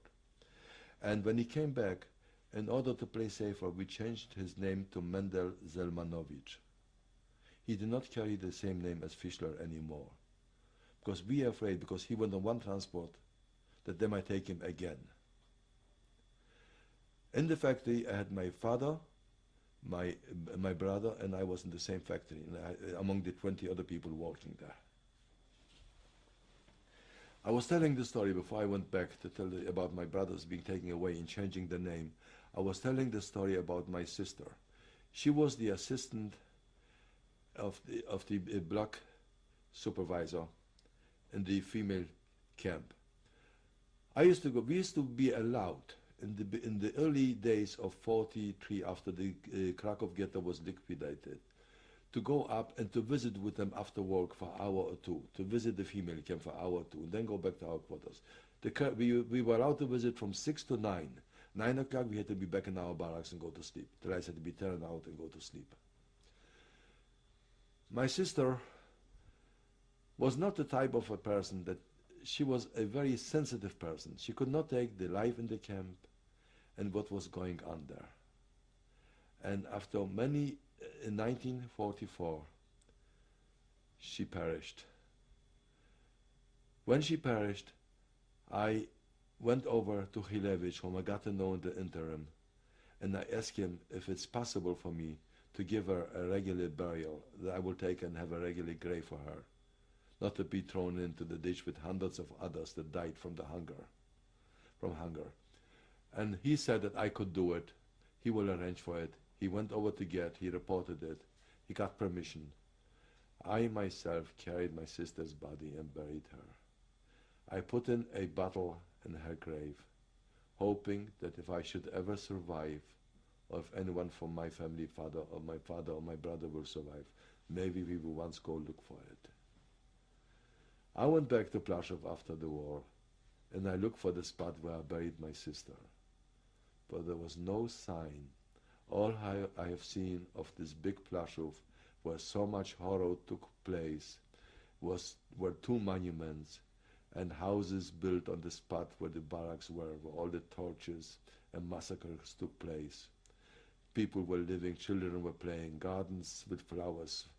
It was so painful. If I had to look for my sister's grave someplace, I would have to go to look for all the architects that designed the buildings at the Plaszow camp. How did Sarah die? She committed suicide. She couldn't take it. She was too devastated. She couldn't take what was going on. She never thought that she would survive. One day I was called. She was taken to the hospital. And I went down. She was unconscious. She suffered for 2 days, and then she died. My father and my brother and I were just left. This was early in 1944. Did you find out how she did that? How she could... She somehow got hold of some pills and took them. My brother-in-law, unfortunately, didn't give me too much pleasure while we were in the camp. He was a policeman. He tried to help me, he tried to help my sister, but somehow, I don't know what the reason is, he was a mama's boy. After his mother was taken away, he became a wild man. Some of the people from my hometown escaped. Among them, my father's assistant, Yosef Rakowski, with his family, his brother-in-law and his wife. They survived the liquidation and they came up to Plaszow. When my brother-in-law saw them, he was so angry that my mother was taken away, because he liked my mother very much, and they are alive. And he threatened them. I went over and told him to let go, not to bother them. They did survive the war. But he did not behave nicely. He did many wrong things as a policeman. And because of this, many of them were hated. There were some good ones. Adolf Klasner was a wonderful man, but he was hiding his known activity by yelling and screaming. And unfortunately, he was murdered by Jews after the war. They didn't believe him. He was a policeman, they murdered him. Many things were done wrong. But those were the times. After my sister's death, I walked. I was crying again days and nights. It wasn't enough what I have lost. I still had to go through this horrible experience. But I had something to look forward to. My father and my brother were still alive. And I still hope that whatever, maybe I could help them to survive. maybe there's still a slim chance. Horrible stories were coming in from the outside. Horrible stories of people being gassed, being murdered. I didn't have to doubt about people being murdered because I've seen it with my own eyes. But I never believed to the extent that actually what was going on. And if you are alive, you always have hope. There's always the dream that maybe there's a spark of hope that you will survive. And I was a strong fellow, and I knew that there will be an end to the war, but how long will it take? And will we reach the end? Will they allow us to reach to the end? In 1944, there was a case when one day Hilevich came down, and I walked by, and he was sitting on the steps in front of our factory. I went over and I asked him, I said, "What are you waiting for?" He told me he's waiting for a Russian guard. Many of the Russian prisoners of war went over to become guards for the Germans, most probably to save their lives, because they did not treat the Russian prisoners of war any better. Maybe not like the Jews, but they were treated very badly. And I told Hilevich, I said, "Hilevich, are you doing any dealings with this Russian? I don't trust him. He was always with the Germans. And I suspected that he's not kosher, that there's something wrong with the guy." He said, "Look, I know him well, and in a few days he will hear from me, I'll be famous." And we let it go at this. On a Sunday morning, we heard what happened. Get arranged for a plot. He made his Russian guard sell a revolver to Hilevich. Hilevich arranged for him, his brother-in-law and sister, his wife, Marisha, who was not liked in the camp, and this fellow Finkelstein that I was talking about, to run away. They all got into a garbage truck. And as they came to the gate to get out of the camp, Get waited for them, got them out, and they all were shot. Why did Get do this? Because through the years, when Hilevich was commandant of the Jewish police, Get used to take a lot of our food that was designated for the inmates and sell it in black market in Krakow outside of the camp. And who arranged for the sellings? Hilevich did it. And because he knew too much, Get had to get rid of him. And this is the way he figured out to do it. After they were shot, they were laid out in front of a barrack, and they made all the inmates walk in front of them to see them, to view them, to show that this will happen to anyone that will make an attempt to run away. It got to a point that our factory was not far away from the gate. At one point, the gate was open and it was not guarded. There were no guards there. I watched it, and I called someone to watch the gate, because I knew that if someone will run away, 100 others, maybe more, will be shot. And because of it, I could not allow it to happen. I could have run away many times, but I knew that the minute I will run away, my brother and my father will be shot, and 100 others. I couldn't carry this on my conscience.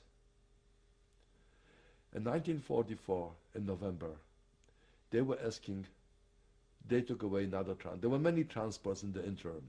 There were transports coming in from Hungary. People were starving, dying. You could see on the inmates when they were starving from hunger, where the eyes were getting large. They were deep in. Their looks were blinded, and they walked around with just bones, no skin anymore. They were losing their clothing. You could tell right away, those people were suffering so badly. I was able, because we were making the uniforms and repairing uniforms for the Germans and the guards, I was able to get a little bit more food for my people. It was a great help. I used to go to the kitchen. This was not the kitchen for the Germans, but the kitchen for the Russian and Ukrainian guards. And whenever after their meals they had food left over, I used to bring a pail of soup or whichever and divide it among our people. Whatever food we organized, whatever food we got, we always divided among the tailors, shoemakers, and in that barrack, when we moved the barrack down to in the German quarters, we also had one little barrack for the one part separated for 5 barbers that was giving haircuts and shaving to the guards. After the war, I met a fellow by the name of Abraham Rimler, on Pitkin Avenue.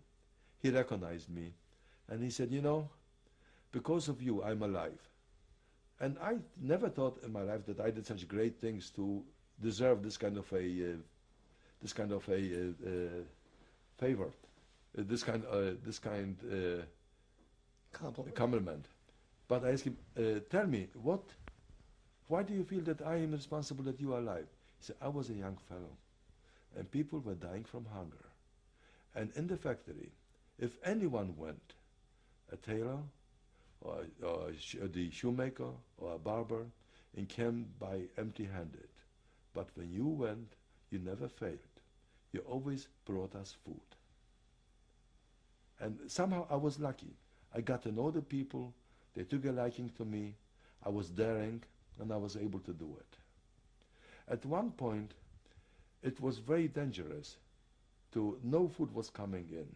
This was a time when there were commanders that were going outside of the camp to work. There was one commander of firma Madrich, they were doing sewing. There were 40 people going out to work every day. They used to go out in the morning, leave the camp, do the work during the day, and come back at night. There were a few commanders, I don't remember all those names. One of them was Schindler's group, the other one was Madrich. There were 2 or 3. One was Firma Strauss had the people living out there, like Schindler did later on. And there was another group that had the people going out to work. And also sometimes people were going out to work for the town of Krakow, or for the Germans in different places in the town. One day, the people from Firma Madrich were coming back from work and did a spot checking and found out that they bought some French bread and were smuggling it into the camp. They were searched, and all 40 were taken up to the hill, which was called the Chujowa Górka in Polish, and they were all shot the same evening, all 40 of them. After this happened, no food was coming in from black market. It was very, very difficult to get it. I tried to find out a way what to do to get for the people some food, and for myself too. What I did is I was able to get into a German warehouse. I took some of the blankets. They had excellent wool blankets. We cut up the blankets and we made pants out of them. And I was giving them to the guards, and they in return were giving us a little bit food. So we were able to obtain some more food. Now, I'm mentioning this incident because it's very important what happened later on in my existence in the camp. 1944 went by, and in November of 1944, a transport was being taken away. We didn't know where. There were some transports that were taken to Skarżysko because there were ammunition factories there. But in the end, in 1944, they were starting to liquidate the camp because the Russian front was only 60 miles away from Krakow. And the Russians stopped the offensive to the group. And unfortunately, they were standing there for 6 months without moving. We were looking through the fences, through the gates, and we saw army going constantly to the front line and from the front line. And our hearts were beating and hoping that something will happen. But they were there. They decided to stay there for 6 months. In the interim, there was a transport that was forming in November. They were liquidating the camp and cutting it down from over 30,000 inmates to only 400. My brother was one of the ones taken away in that transport. I was heartbroken. I did everything possible to try to get him out of the transport. At that time, Chilevich was shot already. I did not know the camp leader anymore. There isn't much that I could have done. I went over to someone and I told him, I said, look, I'm here with my father and my brother. Please don't break up our family. If you want, let my brother out, let him be here, and I will go voluntarily instead of him. Because I knew that I'm a little bit stronger. I had more ways,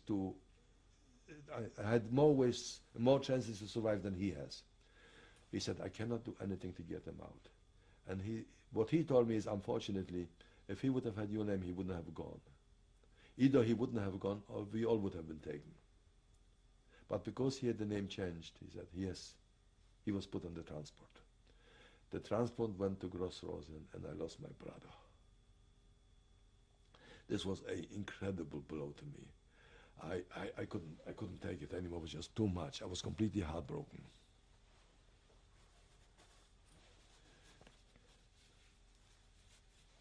One blow after the other one. I remember I watched my brother walk to the trains, and again he was the only one crying in the group. And I will never forget his look on his face.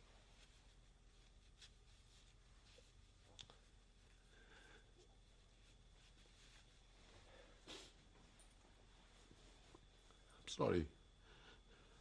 Who told you that he had been? I found out after the war. One of the fellows went with him. I knew him.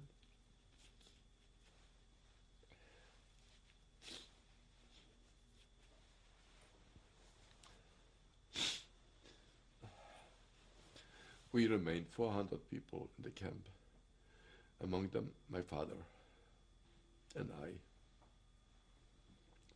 The factory was cut down to 4 of us. There were no more 20 tailors. We were told to run the factory the same way like we did when there were 20 tailors. I had a problem. I became manager again, and the camp leader became Sorensen. Now, I don't know if I'm pronouncing or spelling the name right, but Sorensen was the camp leader. He was a German Unterscharführer, Oberscharführer or Unterscharführer. And we did quite a bit of work for him. And he is one of them that I made the pants for, from these blankets. I was very fortunate because one day he came in and he said, you know, I'm missing some pens in the warehouse. And do you know what happened to them? I'm missing some blankets in the warehouse. Do you know anything what happened to them? And he was wearing the pants. I was stuck. I didn't know what to do. I said, did you ever look at your pens? He ran out so fast. I was so lucky. To survive this was a miracle. There was one more incident in the factory when the 20 tailors were working. And we had in the door, because the guards, when they brought in the work to the factory, were not allowed to go into the factory, but they had to give us the clothing through the door, unless we had to try it on. And there was like a little door with a little window that we could open, like a little window that we could open, take in the clothing. I looked through the window, and my heart stopped beating. Gert is standing there and watching us work. Luckily, everyone was busy at the machines working. And I was just walking around, and I had to make myself looking busy too. So what do? I go over to a man by the name of Mr. Wind. Excuse me. He was an older man from Rzeszów. I said, Mr. Wind, I don't think this is right the way you do it. Let's change it. Let's do it this way. And Wind looked at me like to say, I was afraid he would say, who the hell are you to tell me what to do? I knew nothing. He's a genius. And I didn't give him a chance to say it, but I turned around my head and said, Achtung! Then everyone got up. And he looked at me and he said, weitermachen, go ahead and work. And he walked away. I had the presence.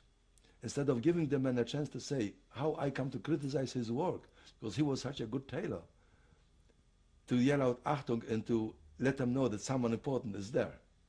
And they all got up, they stopped the work. He told them, go weitermachen, which means go ahead and work. And he walked away. At another point where we were the 400 people there, we were able to get in some food on the black market. And the supervisor over the factory was a fellow by the name of Schupke, a German. Schupke was nice to us, but supposedly that in another camp he was responsible for the murder of a few thousand people. Now, again, these were rumors, and I don't know whether he had a change of heart and he tried to make up for it, treat us well, but we cannot complain about him. And he was the commander until we left the camp, because he also, Sorensen was sent away to Germany after a while, and Schupke became the commandant of the camp. Gerd was arrested by the Germans because they found out of his wrongdoings, of his dealings with the food in black market, and he was arrested by the Germans before the war was over, before they liquidated Plaszow. When one day we left the factory from work, and we were all loaded with food from black market. At that time, when Schupke was commandant, things were getting easier. The guards were bringing in more food, and there was enough food in the interim. This was from November until January, when we were taking away from the camp, when they liquidated the camp. While we walk out, we always had to assemble, and Schupke used to come over and check how many of us are, and then tell us to march off through the gate into the living quarters. While we were assembled with our canteens over our shoulders, and they were supposed to be empty, but then when we got back to the living quarters, we were supposed to be getting our soup. Everything was filled up with black market. We had black market under our belts for the inmates and for us and for our families, whoever was still there. Gerd walked by and walks down and faces our group. And this was shortly, not long after Madrich was killed for finding all the black market. And you could imagine our hearts, our feelings, the way we felt. All he had to do, just call out any one of us, and I would not be here. But a sheer miracle took place. Schupke went over, and when Gerd came down, he was much higher in rank than Schupke. He reported to him, he said, the group is ready, assembled to march off to the living quarters. I have checked everything and everything is in order. Now, I don't think the Gerd wanted to contradict him. He just walked away. Now, if one will not call this a miracle, I don't know anymore.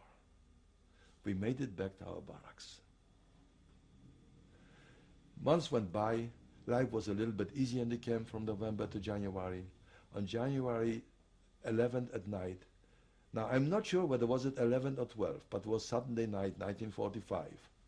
There was a slight bombing by 2 Russian planes. And we knew that something is happening. The Russian offensive started at Tarnov, but they had stopped for 6 months. The following day, when the Russians bombed, they threw down 2 bombs. One of the Germans, who was really a pathetic figure, SS-man, was wounded.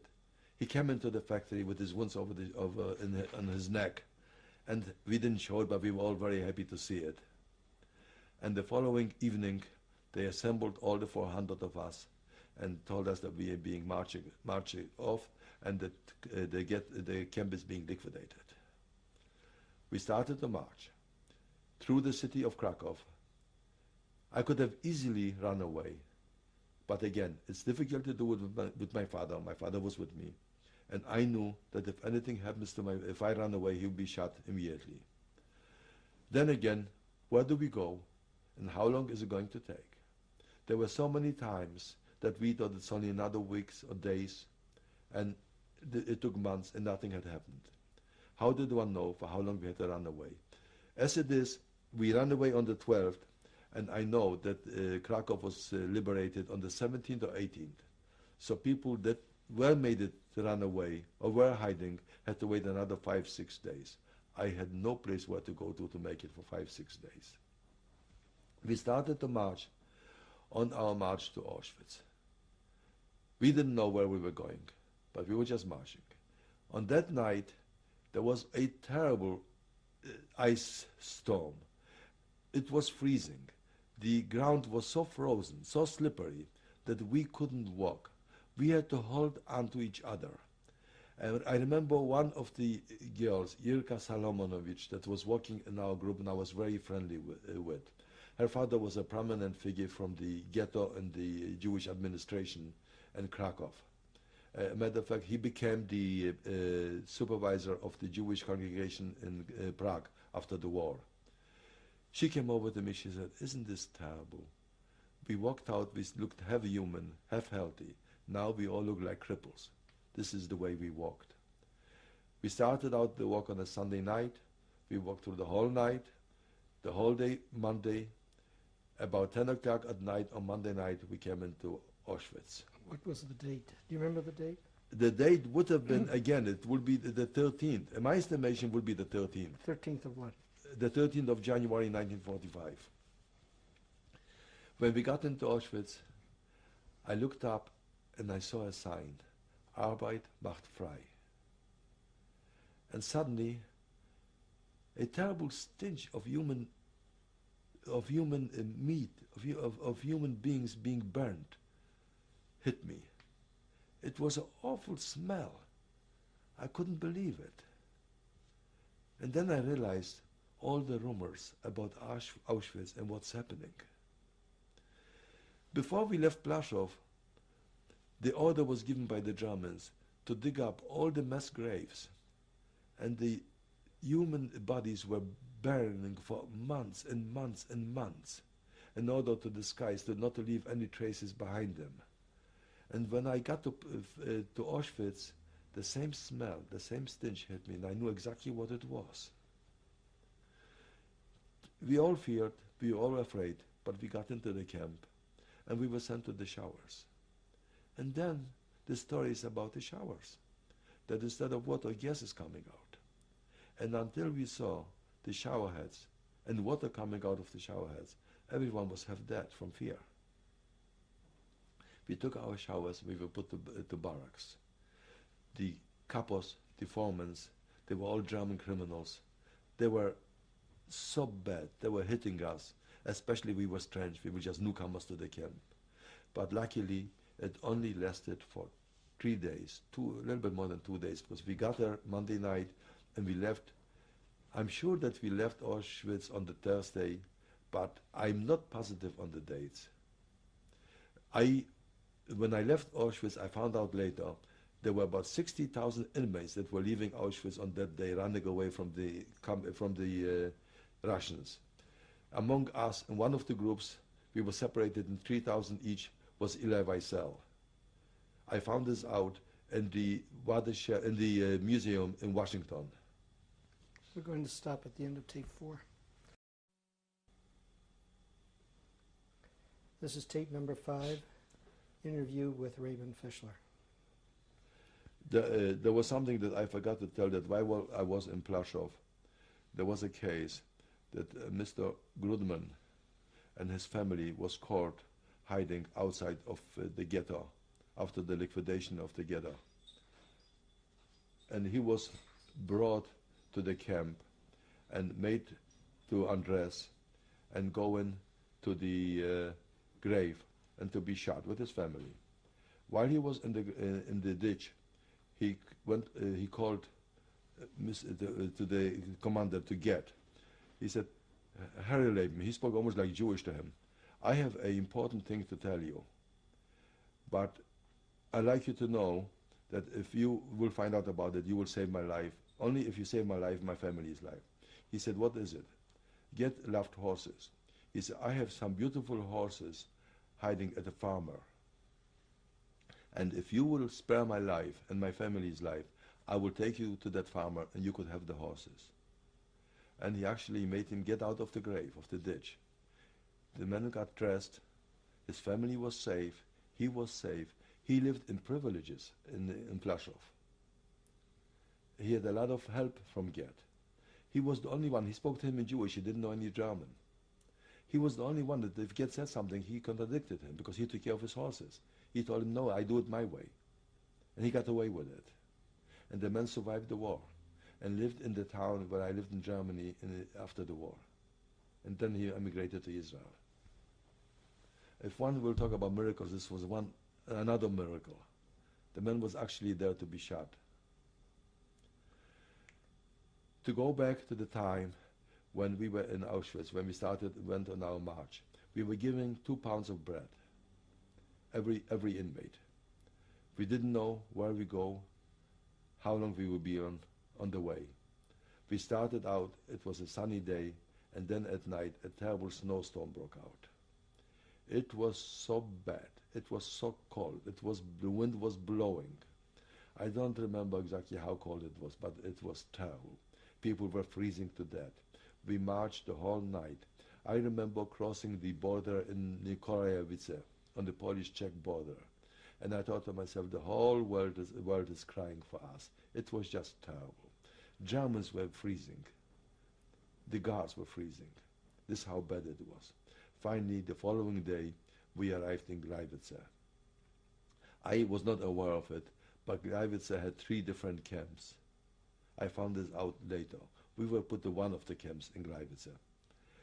We were there just a day. We stayed in Gliwice overnight. While we were there overnight, the Gliwice was bombed by the Russians. I remember looking out the door. It was in the middle of the night, and it was just like daytime, light from the incendiary bombs that the Russians were dropping. We were pushed in, 8 of us, in a small little room, almost as large as a little closet. We didn't sleep that night, but the following morning we were put on trains. When we were put on the trains, this was the first time when I was separated from my father. I was put in one of the first cars, and my father was put one of the, I don't remember, second or third from the last cars. I did not know this. We were put 100 people in each car. The cars were open cars, and this was winter. Snow, cold, frost, and a terrible, terrible cold winter. When I got in the car, my friend that lives now in Philadelphia, Lolek Fruchtman, was there. And I told him, I said, Leon, Lolek, really I called him then he was Lolek. I said, I'm going to get out of this car, and I'm going to look for my father. He said, no, you cannot do it. The minute anyone got out of the car, he was shot. We had to do our business sitting in the car, just sitting on the edge of the car. No one was allowed to get out of the car. I said, Leon, I'm going to do something, and I'm going to find my father. I couldn't do it that night, because then I definitely would have been shot. I waited until the morning. In the morning, I got out of the car. Leon never thought that I would make it. I started to walk to every car, and there were 30 cars, because we were 100 people in the car. We were 3,000 people when we started from Gliwice. Every car I was yelling out, Tatuś in Polish, which means father. And I waited for his answer. The guards stopped me. They asked me where I'm going. And I said, there was one car with scientists. While in Plaszow, we had a few Jewish scientists working in research for the Germans. And there was one German SS man, Miller, who was their head of the scientists. And I told them, I knew about it, that he is in the front car with them. And I told them that Miller sent for me. And this is how I got away from car to car, calling out, looking for my father, until I finally came over to the car where my father was, and I jumped into it. There was a fellow, Bochenek, who lived in Israel. He was with us. From then on, then he was in the DP camp with me. Whenever he saw me, his word was Tatuś. He would never forget the way I called out to find my father. And this is how I found him. We were united again. The trip was a horrible trip. As I had mentioned, we were traveling in open cars. Snow was falling on us. We just had a blanket and the 2 pounds of bread. My father somehow kept with him a little sugar, just in case we will ever need it. So we took a few drops of sugar with snow every day to give us more strength than just the bread. There was one point in going through Prague, that the Czechs threw some bread to us in the cars. I was able to grab a piece of bread. We had some people, and when anyone of the inmates died from hunger or from cold, we threw out the body to let the rest of the world know what's happening to us. Actually, we were supposed to keep them with us in the car so that we come back to make sure that the Germans had the exact count. Whatever he picked up in Auschwitz, that he brought back the same amount, whether dead or alive. But we threw them out. We hoped that some people will find out and see what's being done to us. When I grabbed a piece of bread, we couldn't possibly, all of us, sit down and fall asleep, take a nap. So we tried to figure out that the half of the car was sitting at one time, then the other half another time. When my time came to sit down and to take a nap, some people just sat on the top of me. They thought that I'm dead in order to get my bread. I had a needle with me in my lapel. I used the needle as a weapon. I got them off and I started yelling, "I'm not dead yet, I'm not dead yet." This is how I got them off. And I got away with it. And they didn't take away a piece of bread, I had it. We were in the cars, I think, 2.5 to 3 weeks. We were driving, definitely more than 2 weeks. We were driving from one place to the other one. It was a very slow car. We went to Prague, then we went to Hungary, then we went to Mauthausen. We were supposed to be, on the way to Mauthausen, we were passing Dresden. And while we were passing Dresden, we saw something incredible going on. They took the train out of Dresden into the woods, into the forests, and they stopped it. We were there the whole night. It was a very fearful night because we knew that whenever they took someone into the woods, there was danger. And especially with all the bombing that was going on. For miles, you could see it was almost like daylight.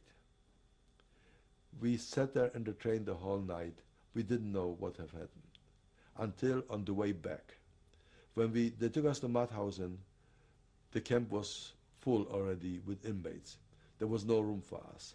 We got back in the trains, and there was one luck that I surmised that helped us, that the Germans that were involved on this work were so afraid to be taken to the front that they did everything possible to keep us alive in order to have their protection not to go to the front line. And this was our hope. You know, that as long as they are afraid to go to the front line, they will keep us alive.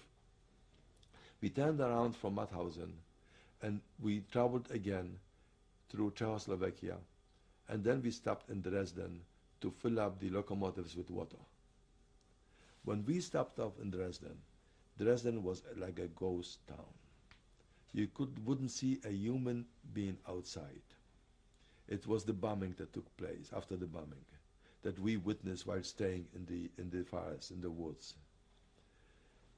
The commander of the transport, whom I didn't know, I don't know his name, he went into every car, took out 10 people and shot them on the spot there. Whether this was for reprisal for the bombing in Dresden, or whether this was because he didn't have enough bodies to show once we returned to destination, I don't know. All I know is that every car he came in, he could have pointed to me, to my father, or to anyone. He took out 10 people, and they were shot right in front of us. There was one fellow who was managing, he was the supervisor in the camp, Appelbaum from Berlin, a German Jew from Berlin. He was in Krakow at the airport. And he was with me through the camps all those years. And in that day, in Dresden, he was shot in front of my eyes. After the shooting, the train started to travel again. We were going through the Sudeten Mountains. And as hungry, cold, devastated that we were, the mountains were so beautiful. The villas, the sun was reflecting from snow was reflecting from the sun. The colorful villas in the mountains. We couldn't get over this. And our hearts were bleeding just to think, why do people live free? And just because we are Jewish, we have to suffer like this. What will be the end? Why do they do this to us? Finally, the train, after a few days, we arrived in Oranienburg. They unloaded the trains, and we got into a camp. The camp actually was a firma where they were making planes. Or was it the airport? Because we slept on cement. After all those days and weeks and the trains and open cars, our quarantine was to sleep on cement, on a little bit straw, and the hangars from that airport. We were there for 1 week. There were many bombing alarms. We were always happy when this took place. We were never fearing a bombing. But the 1 week went by nicely. We were getting some food. But the interesting thing is that when we arrived in Oranienburg, this was almost thousands of miles away from Krakow. The German that picked us up at the train station was the German that I made the pencil Plaszow for. Now, I couldn't believe my eyes that this was the German that came to take us off the train, and he was going to take care of us from then on. The minute he saw me, he said hello. He didn't say anything then. But later on, when we got to a camp where we were going to stay, he told me, you and your father is going to open a factory just the way you did in Plaszow. Little did you know that in Plaszow, I had 20 geniuses, 20 tailors working. Here, I had my father that knew a little bit, but he was lazy, he didn't want to work, and I didn't know anything. But I had to do it. I had no choice. This was my lifesaver. We were in Oranienburg for 1 week, and then we were taken away, put on trains again, and we traveled to Flossenburg. Flossenburg was a dreadful camp, a terrible camp. People going down from the gate, through the gate to the barracks, there were mountains of bodies, of skeletons. The smell of burnt bodies again. The inmates, when we looked at them, they were dying from hunger. It was an awful camp. To this point, I don't even know if Flossenburg had a gas chamber or no. But I know that people were murdered by the masses. We were put in a block. And while in the barracks, we were checked for sanitation, whether we are clean. They make us take off the clothing, and they found a louse on my body. It was nothing unusual. The last time I bathed was in Auschwitz. Through all these weeks of traveling, in Oranienburg, no shower. They threw me in under running faucets with cold water, ice cold water. And they kept me there for almost 20 minutes with cold water running on top of me. This was the punishment. And to clean me. I don't know how I survived it. The water was ice cold. I came out, but I was very, very strong. And this helped me survive. And maybe this little food that I was getting more than the average inmate while I was in Plaszow probably built up my strength. Otherwise, I'm sure I would have died. From Flossenburg, after a week, they put us on trains again. And we went to a camp in Plattling. Plattling is in Nieder Bavaria, and it's a meat center. Our camp was built right outside the airport in Plattling. We were there from the beginning of March to April 27th. Is it from the beginning of March or from the end of February? I'm not sure. But we were there until April 27th. People were taken to forced labor. The food, it wasn't too bad. We were getting more than the average camp. It was a labor camp. The camp leader became so-and-so, the one that I had the incident with the pants, and he knew us. My father and I opened a factory. And as I had mentioned, we couldn't do the work that was demanded on us. I looked for someone to help me. Excuse me. I found a Lithuanian Jewish man. He came over to me and he said, "Could you help me?" I said, "What is it?" "I'm here with my brother.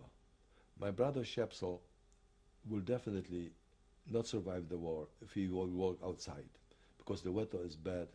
He's not strong enough. I need him to find some work for him indoors. He's an excellent tailor. Will you take him in?" But it was a small camp, and the Germans only assigned 2 tailors to the camp. Now I said, "I will take him in. I see what I can do." So when I took in him, he was excellent tailor. He did a lot of work, but I was not allowed to report this, that he is working for us. So every day during the assembly, I had to hide him under our bed. He was too big to get at bed. The bed was too low for the floor. I had to raise the bed, pick him up, get him under the bed, and put the bed on top of him. And when they called his name, I answered yes. But there I could have gotten away with it. Excuse me. Shepsel survived the war. His brother survived the war. They all lived in New York, in the east, downtown, the east side. And I have seen them many times after the war was over. We were there until April 27th. We lived through 2 bombings. One of the bombings was very important to me because I went out with Sorenson, the camp leader, to the slaughterhouse and to get some meat for the camp. Before we got to the camp, we were held in a school for 1 week until they got ready the camp for us. While we were in the school, there was a bombing, and we were in a class where a heavy ceiling came down in one side, and we were on the other side of the class, in the other half. 3,000 people got killed in Plattling in minutes. There was a meat factory, a salami factory next to the school. So we were getting a lot of the bloodwurst to eat, and this helped us again. When we got to the camp, I went with Sorenson to the slaughterhouse to get some meat. While we were there, he asked me to cut out a liver from a cow to bring it for him to the camp. How could I do this? I had no place where to hide it. He gave me a paper, and he asked me to put it in between my pants and my belt. I put the liver in between my shirt and my pants, and on the way home, on the way back to the camp, there was a bombing, and I had to lie down on the grass. And you could imagine how I walked back to the camp with blood. Everyone thought I was killed, I was shot, I was murdered. But he got his liver. On the 27th, another bombing took place a few days before we left the camp. When Nuremberg fell to the Americans, 50 planes from the Nuremberg airport escaped to Plattling. When the planes came to Plattling, some planes came over, Allied planes flew over Plattling and took pictures. The next day, they came in and they shut up every single plane at the airport. We got into a ditch because we were so close, we were next to the fence. We were lying in a ditch. When the planes were coming against one side of the ditch, we ran to the other side. When they were coming from the north, we were running to the south. When we got out of the ditch, there were bullets, empty shells of bullets all around the ditch. We were just lucky that no one got killed. Finally, an order came that they are liquidating Plattling because the Americans are very close by. Again, we're going on another march. We started out from Plattling, but there was no real killing. There was no murdering. There was another thing. There was someone from the OT. The OT was the civilian, and they were in the army, but they were not in the SS. They were responsible for the roads and for the barracks for the Germans. And this fellow was assigned in Plattling, and he I think had a higher rank than our camp leader. And he told our camp leader that he's sending along a truck with food for us to make sure that every stop, wherever we stop, the truck will be there and they will feed us. He was a very nice man, and I knew him because we made some repairs in his uniform. And I also went to the quarters where he lived with his wife. And his wife was very nice. She gave me some food before we left the camp. So when we were on the road, my camp leader asked me to take along a thimble, scissors, a tape measure, thread, and I had to do work at every stop. I had to do some sewing. We marched to a place, Eckenfelden. While we were there, we heard explosions from the front line. This is how close the front line was. But this was not the Russian, this was the American front line. He came over. We were in a stable or in a barn, and he was at the other end of the city in nice quarters, in a hotel or whatever it was. He came over on a motorcycle and took me on the motorcycle with him. He was in the SS uniform and I was in the prisoner's uniform, in the striped suit. And we drove through whole Eckenfelden to his quarters so that I should fix up his suit, that he should be able to run away. And I fixed his suit. While I was there, this was the time when the putsch against Hitler was. Was it the 20th of April that the putsch took place? Or the 27th, I'm not sure. But this was the time, and everyone thought that the war is over because Hitler was killed. And when I came back to the camp, I saw all the inmates dancing and celebrating. But when I was in his quarters, I found out that Hitler is alive and the war is not over. And when I came back, I had to tell them the sudden news, that there's no reason to celebrate yet. We went on a march again. We left Eckenfelden, we kept on going. We didn't know where they were taking us. At one spot, he got word that we are surrounded. There's no place where to go anymore. But somehow there was a little opening, and he ran away. He took us out of to that opening, to another town. But at that night, he ran away. I never heard from him again. When we got to that town, I had a friend that I knew all through the camp time. I did not know him before the war, but we became very friendly because he was a barber. He was the one that shaved Get and did the haircut, Get's haircut. Also, he was a beautician. He also did set the hair for Get's girlfriend. He was going up to Get's office every single day. And this is important that I mentioned that he was going there every single day. Max Greenberg was so run down. He was so hungry. He looked so bad. He couldn't walk anymore. He was blinded from hunger. I and my friend Leon Fruchtman, the one I was talking about, was grabbing him under the arm and dragging him with us, because we knew if he would be left alone, he would be shot. What happened when we stayed in a little town, Garching. This I remember was May the 3rd or the 3rd.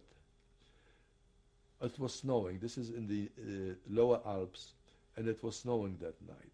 The following morning, the roads were muddy. The sun came out. The snow was melting, and we were holding on for anything to Max Greenberg, not to let him drop and leave behind. But finally, a German came by and said to us, "Leave him alone, because he cannot walk anymore." I said, "We could try to drag him with us." I said, "It's impossible. He's holding up the whole transport." And he kept him behind, and we heard shots fired.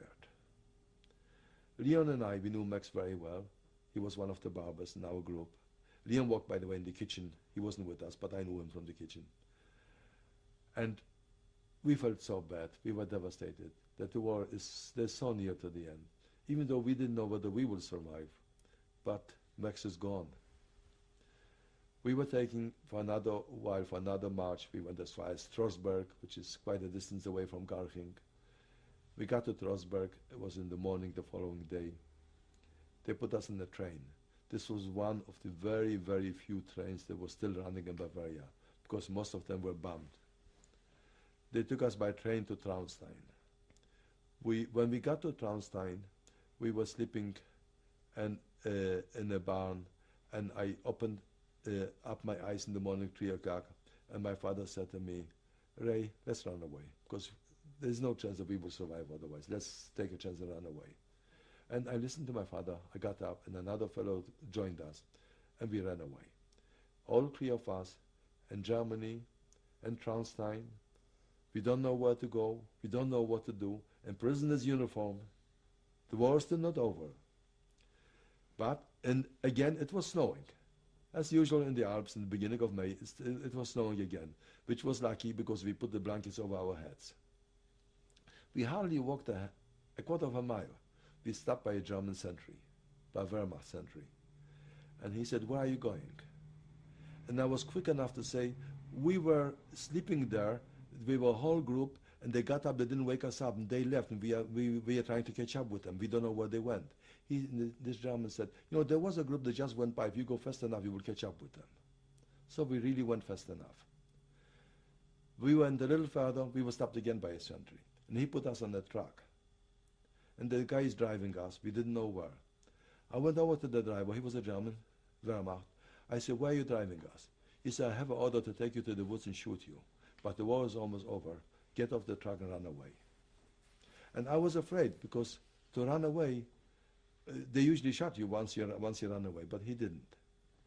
And again, I forgot to say that the last day before they put us on the train, my father and I were taken away by a German that was in Plattling, a guard, to shoot us.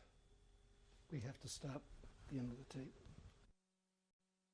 Number 6, interview with Raymond Fishler. I'm telling this story now while at the time, I stopped at the time when I was running away and I was caught and put on the truck, and then men told me to get off. But I like to go back and just mention, which I had forgotten, that when we left the transport, we were 3,000 inmates. At the time when we arrived in Oranienburg, we were only 1,200 left.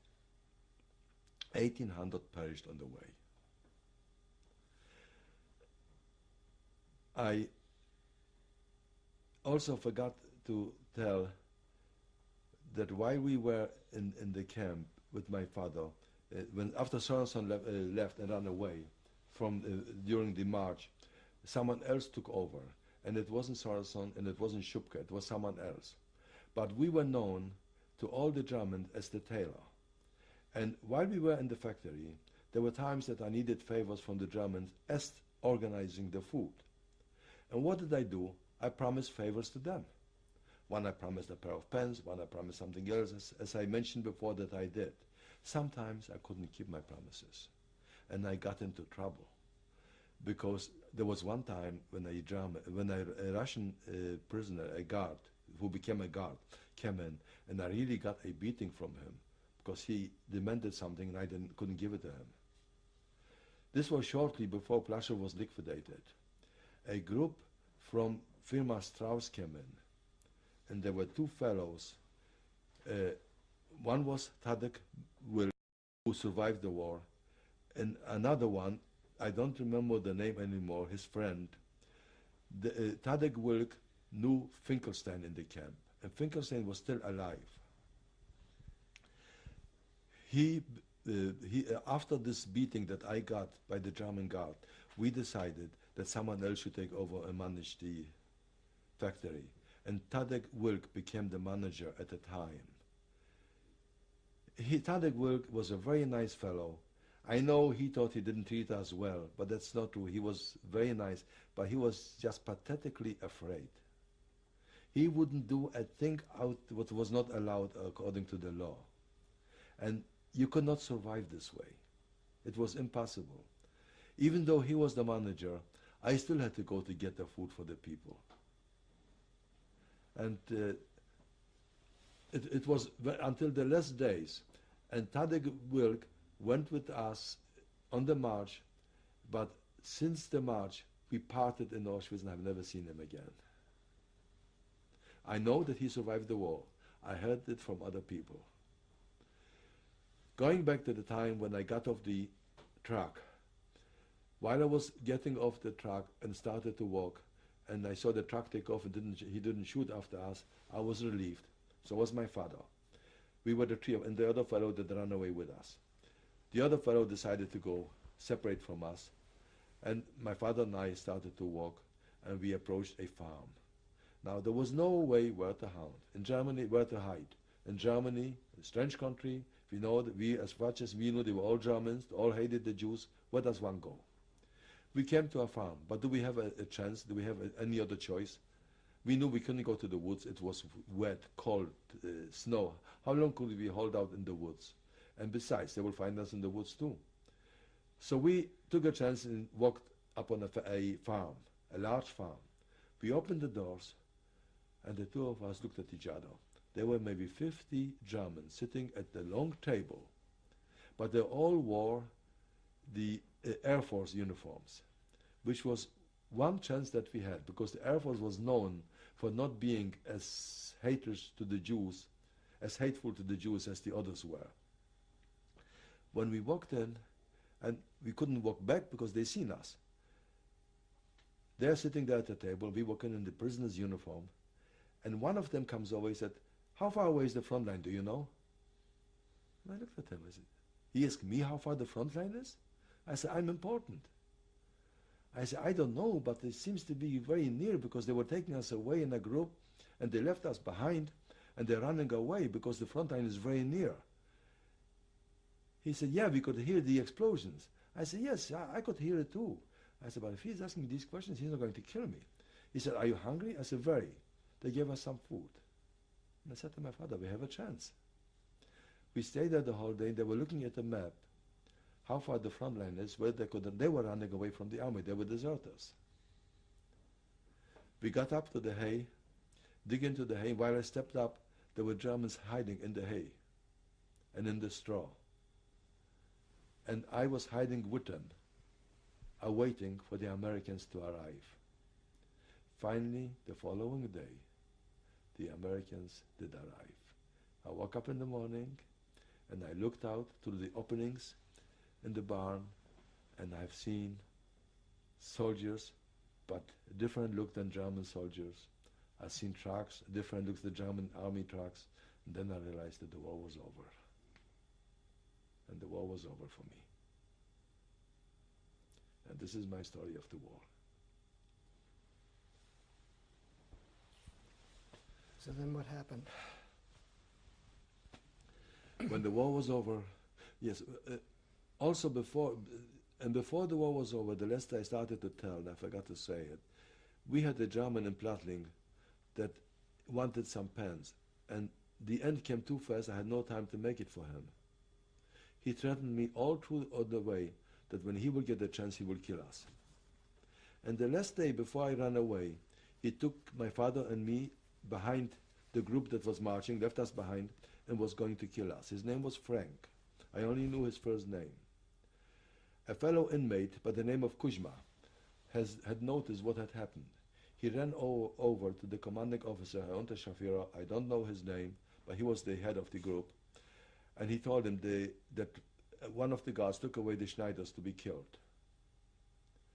This German ran over, stopped him while he was taking off his rifle to kill us, and gave out the order that from then on no one will be killed. This is how close we were, how close we came to be shot the last minutes of the war, the last day of the war. When the war was over, we left the farm. Where does one go? We don't know. In a strange country, in a strange place. We had no idea whether there are survivors, how they treat them, what to do. We only knew that they were all our enemies. We started to march back and to trace our way back the way they were taking us away from Plattling. Because in Plattling we got to know a baker and we got to know a butcher. And I thought, this is the place where I know someone, and this is where I will go. Even though it was a long distance, but this was our aim. We walked through on the way back, and we came up on an American medical unit. And there was a fellow by the name of Harry Schiff. Harry Schiff came over, and he was the happiest fellow to see the first two Jews alive. He said, when I left the States, I promised my parents that I will look for any Jewish people wherever I can. And we were the first two. I told Harry that I'm very hungry. He went over to a truck, came back with packages, and I expected food. But instead of food, he gave me towels with medications, with soap, disinfection soap, with powders. I said, Harry, I'm hungry. He said, no, he said, first, this comes first. He said, then you get food, and you will get food that you will eat very slowly, because if you will eat fast, you could die. And this is what happened. Many of my friends started to eat very fast. They did die after the war was over, after liberation. This fellow, Fryman, that I mentioned in the factory, that his girlfriend was stuck in our factory, his brother, he lost a brother that worked in my factory because he ate too much after the war was over. So then he gave me a little bit food, and I learned that I shouldn't eat too much. I came to a town, Trostberg, where a German family, a mother and a daughter and another friend, took us in, and we stayed there overnight. They were very nice to us, and they were feeding us well, and they gave us a place to sleep, a bed to sleep. This was the first time since 1942 that I slept in a real bed. When we left Trostberg, we were still trying to make our way back to Plattling. We still didn't know where to go, what to do. We came to a place named Nieuweting. Nieuweting is on the river. What is the name of the river? I forgot the name of the river. But the bridges were bombed, and we couldn't go across the river. So while we were waiting there to be able to go across the river, we've heard that in the town nearby, Altetting, a DP camp is being formed. And when I got there, I found many of my friends, survivors. And the camp was formed in Altetting. We were, I think, about 300 Jews in the camp. A hotel was taken away as a camp. The hotel was called Bayerische Hof, and we gave it a name, the DP camp Bayerische Hof in Altetting. I met many, many friends there, and I established my home. I also rented, after I got my first clothing from the German government, they helped us. I was assigned outside of the camp to an apartment in a guest house. In the guest house, a guest house is like a little inn. I stayed in the inn for a few months, and I also retained a room in the DP camp, because I was working in the canteen in the camp, and in order to be able to work there, I had to show that I live in the camp. But I retained the apartment outside. We stayed there with a Polish fellow, a Gentile, and a Jewish fellow in that guest house for a few months. Then I gave it up, and I rented another apartment for myself, a small little room. So things were beginning to shape up. I was in Germany from 1945 and until 1949. I left Germany the end of 1949. Who ran the camp? Pardon me? Who ran the DP camp? We ran ourselves. We had a camp leader, a Jewish camp leader. His name was Traeger. He was an attorney before the war in Kielce, and the known Kielce where the pogrom was after the war. The pogrom took place after the war, that so many Jews got killed. Apropos the pogrom in Kielce, while I was in the camp, I decided to go back to Poland to search, to see if I have anyone there. This was in 1946. A truck came along from Eckenfelden, and there were many of my friends going in an open truck to the border of Poland, then they tried to smuggle through the border and to go to Poland. I told them that I will join them. I was on a bicycle in Altetting. I left the bicycle with my friends, and I told them, tell my father that I went to Poland. And I got on the truck and took off. When we got to the border, we heard about the incident in Kielce. We turned back. We never made it to Poland. The story in Kielce was that when the Jews, there were about 90 Jews, and then someone started to yell that they grabbed a kid and they killed him. And there was a pogrom, and I think 46 of them perished. And at the same time, there was another pogrom in Krakow, and a few Jews were killed. And I had no intentions of getting out from one fire to get into another one. It took me 46 years before I went back to Poland. But after 46 years, I decided to go back. While I was in the camp, there was an incident that we were given by the Germans a garden. And we cultured and grew vegetables and flowers in the garden. It was a beautiful garden, and it was kept so nicely. After 2 years, the American governor, by the name of Patterson, decided that he wants to give back the garden to the Germans. And we fought him. We said, no, we won't give it back. It got to a boiling point where they sent an MP to the town because he claimed that we are going to kill him, that we threatened to kill him, which we never did. But it got as far as the Eisenhower. No, I'm sorry, was it Eisenhower or was it the clerk? But he gave an order for Patterson to come into our camp and apologize, which he was made to do. And he was transferred from his position, from his post.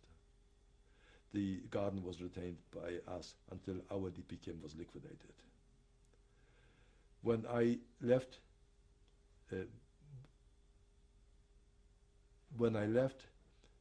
Germany in '45, I went to the States. I was active while I was in Germany. While I was in, maybe, excuse me, if you turn off the lights there, it might help, because it might be a heavy load on the lights there. We had a power problem, and everything has been restored, hopefully, and we're going to continue. Could you give me the date that you were liberated? May 8, 1945. Was almost the last day of the war. Okay. So now we were talking about the end of your time at the DP camp. Right. Now, before I will get back to the end when I was in the DP camp, I like to mention that right after the war, about a week after the liberation, I had a dream that Max Greenberg came over to me and slapped me in the face. He said, from all my friends, I am in the hospital, you don't even come to see me. Oh, I left the telephone, I'm sorry.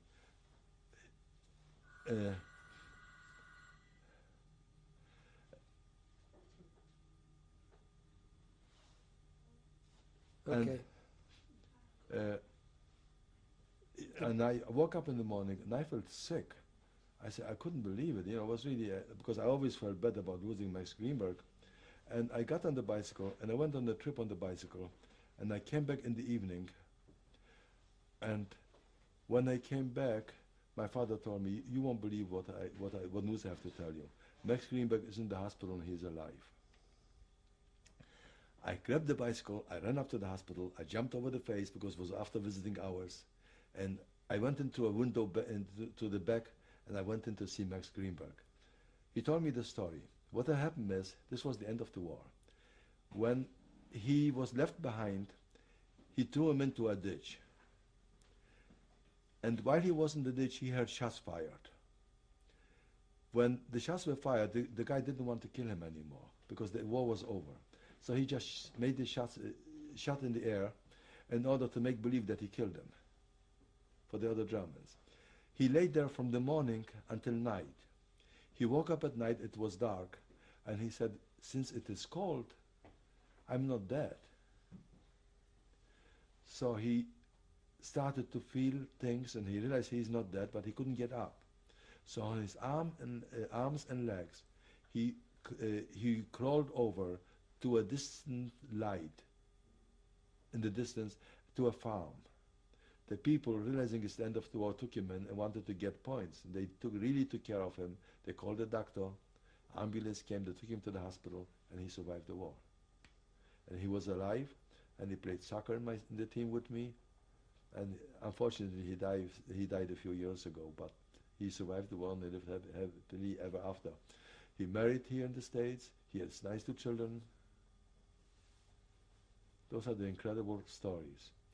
Now, when I was in, I'll go back to Altetting. We went to the P camp. I was very active in the Zionist organization. I was active in the sport divisions. We had our own soccer team. I was running the canteen in the camp for the people there, for the people in the camp. I was a delegate at the first Zionist convention in Munich that took place in '58. This was the time when Israel was fighting the war of independence.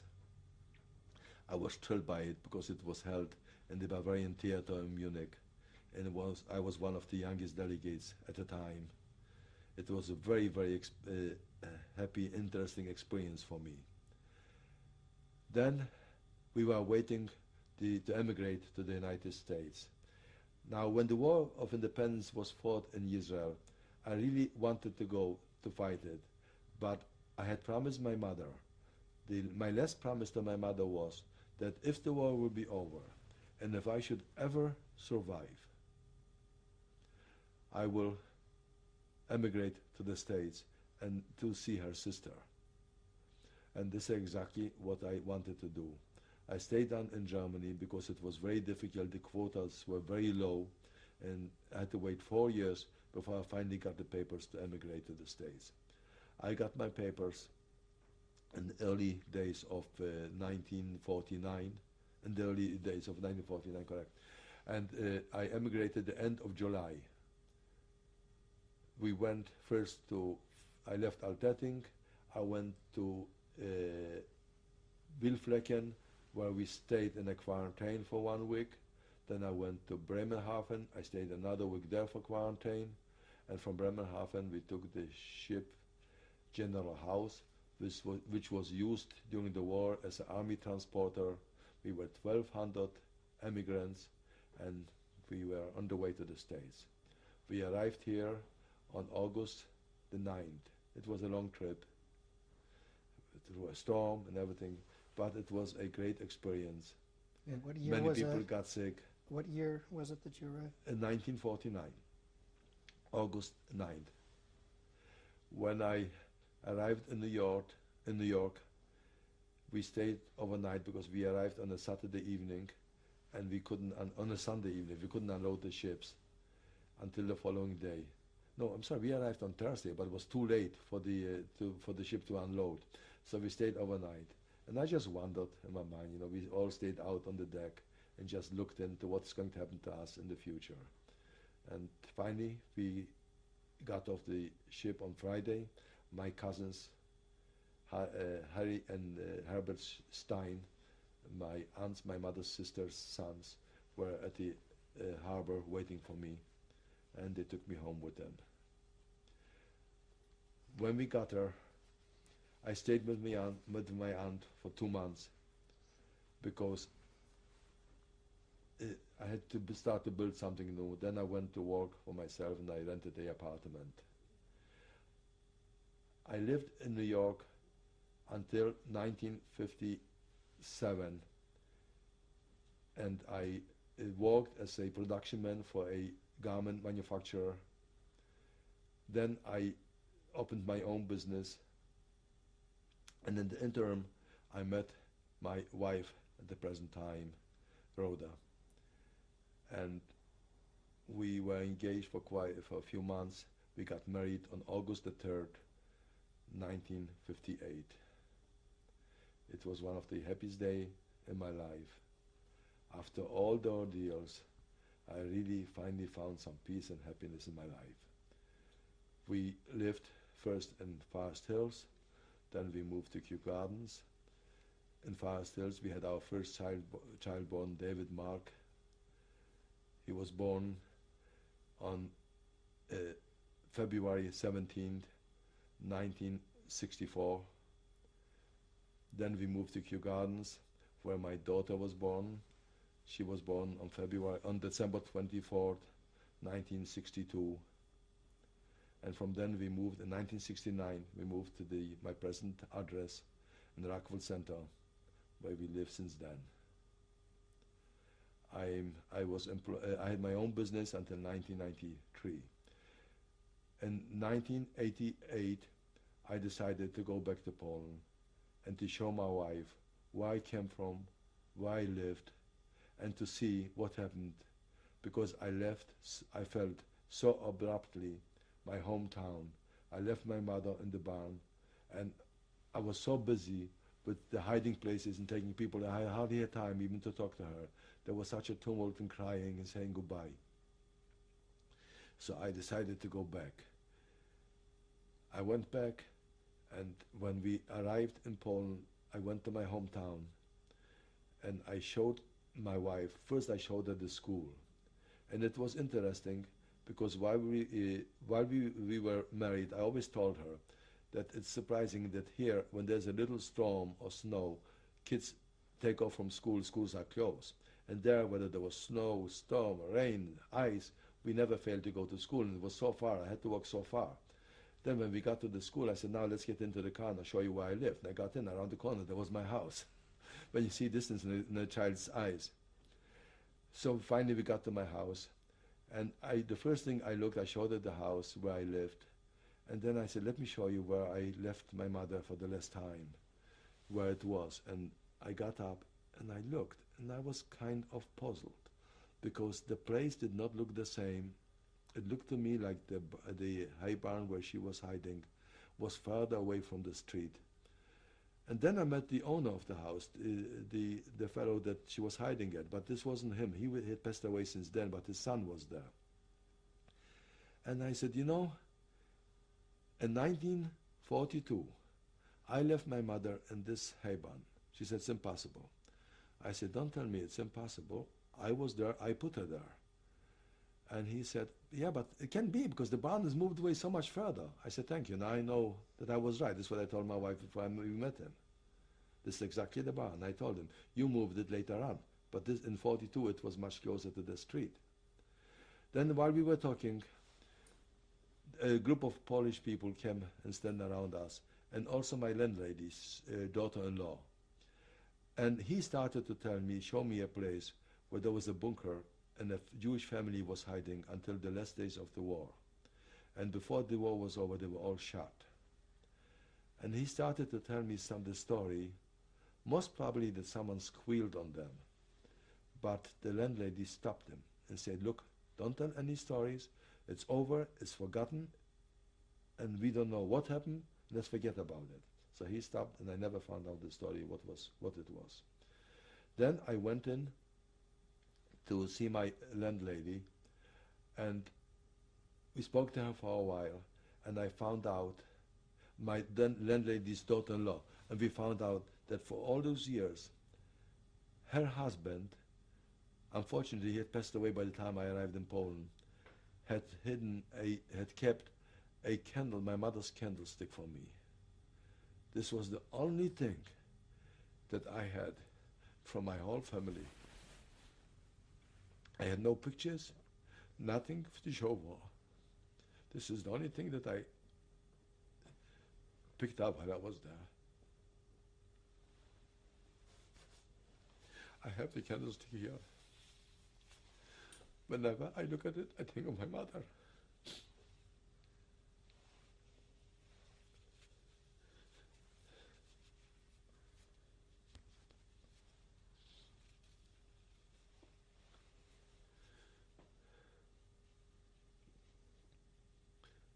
Excuse me. We were there for just a half a day. I couldn't stay overnight. I couldn't step through the door where I lived. I just looked at the apartment from the outside.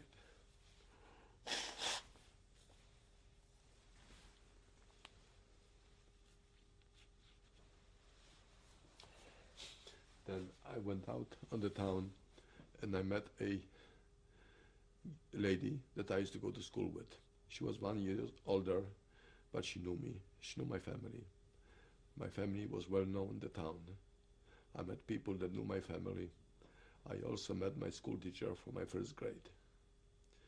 We sat there for a while, talked to her, and she told me the story of while I was hiding, when they took the people out of the school, and they were all shot in the little forest that I enjoyed picnicking so often.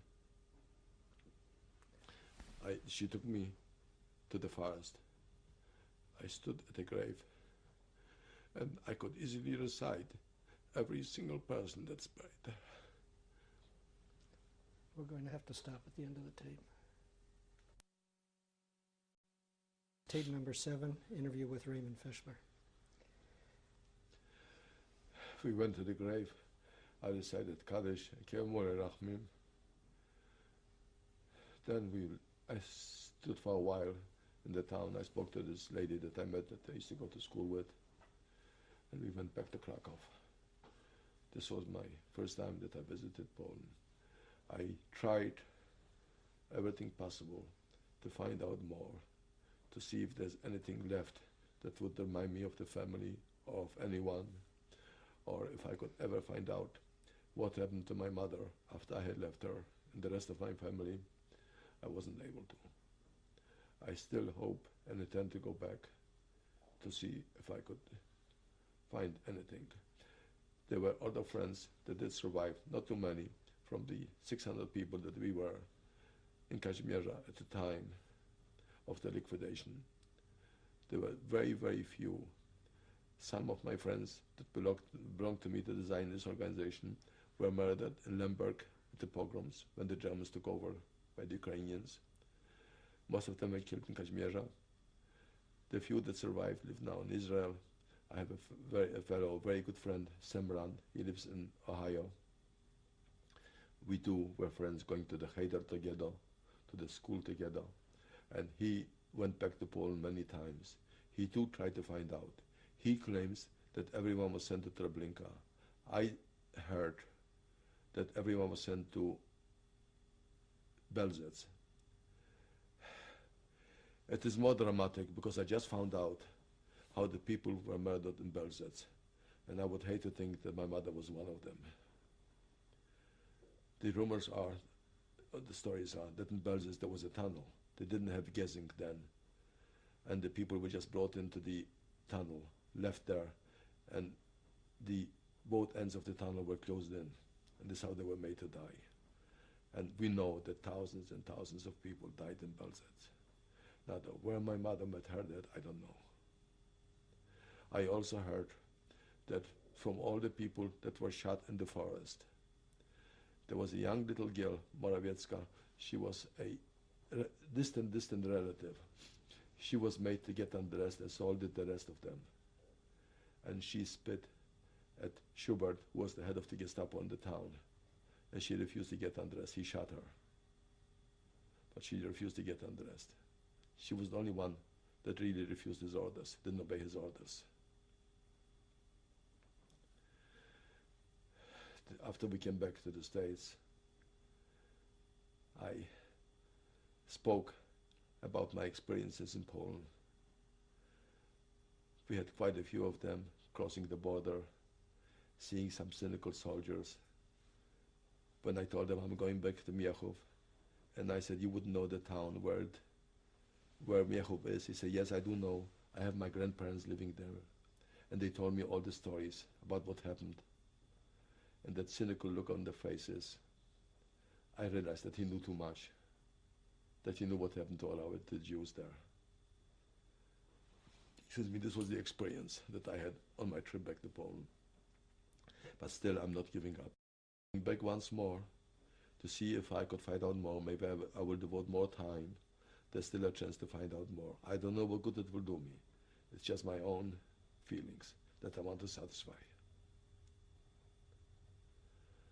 And this is the end of my story. Is there any statement that you would like to make in view of all of your experiences? Yes, my great disappointment that when I came out of the camp, I thought that the world had learned that what men could do to men, how terrible it is to keep silent, how awful it is not to take action. I also like to say that even inasmuch as I know people say the Poles or others could have done more to save people, but we have to remember, I know there was great anti-Semitism there.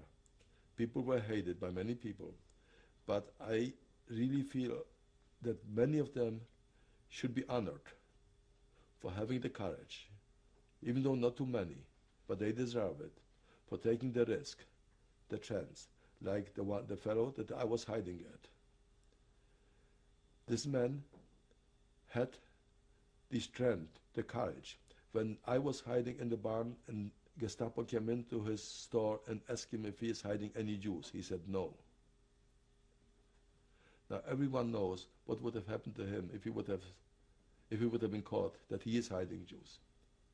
And there were quite many of them like this. They all risked their lives. And I could really say that I do hope that mankind will learn by the wrongdoings of the Germans, of the Nazis, what people could do to people.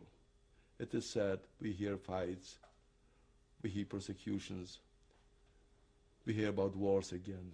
It seems that the world never learns, but maybe there's hope that they will. When I came out of the camp, I thought that the world will embrace us, that they will try to do things for us. And there I found that immigration was denied to us. We couldn't go where we wanted. We couldn't go to the States. There was a quota. The ones that were our prosecutors had more right to emigrate to the States. It came easier to them than it came to us. So the disappointment was there, but we had to learn to live with it and fight for the right things. And we hope that this will never happen again.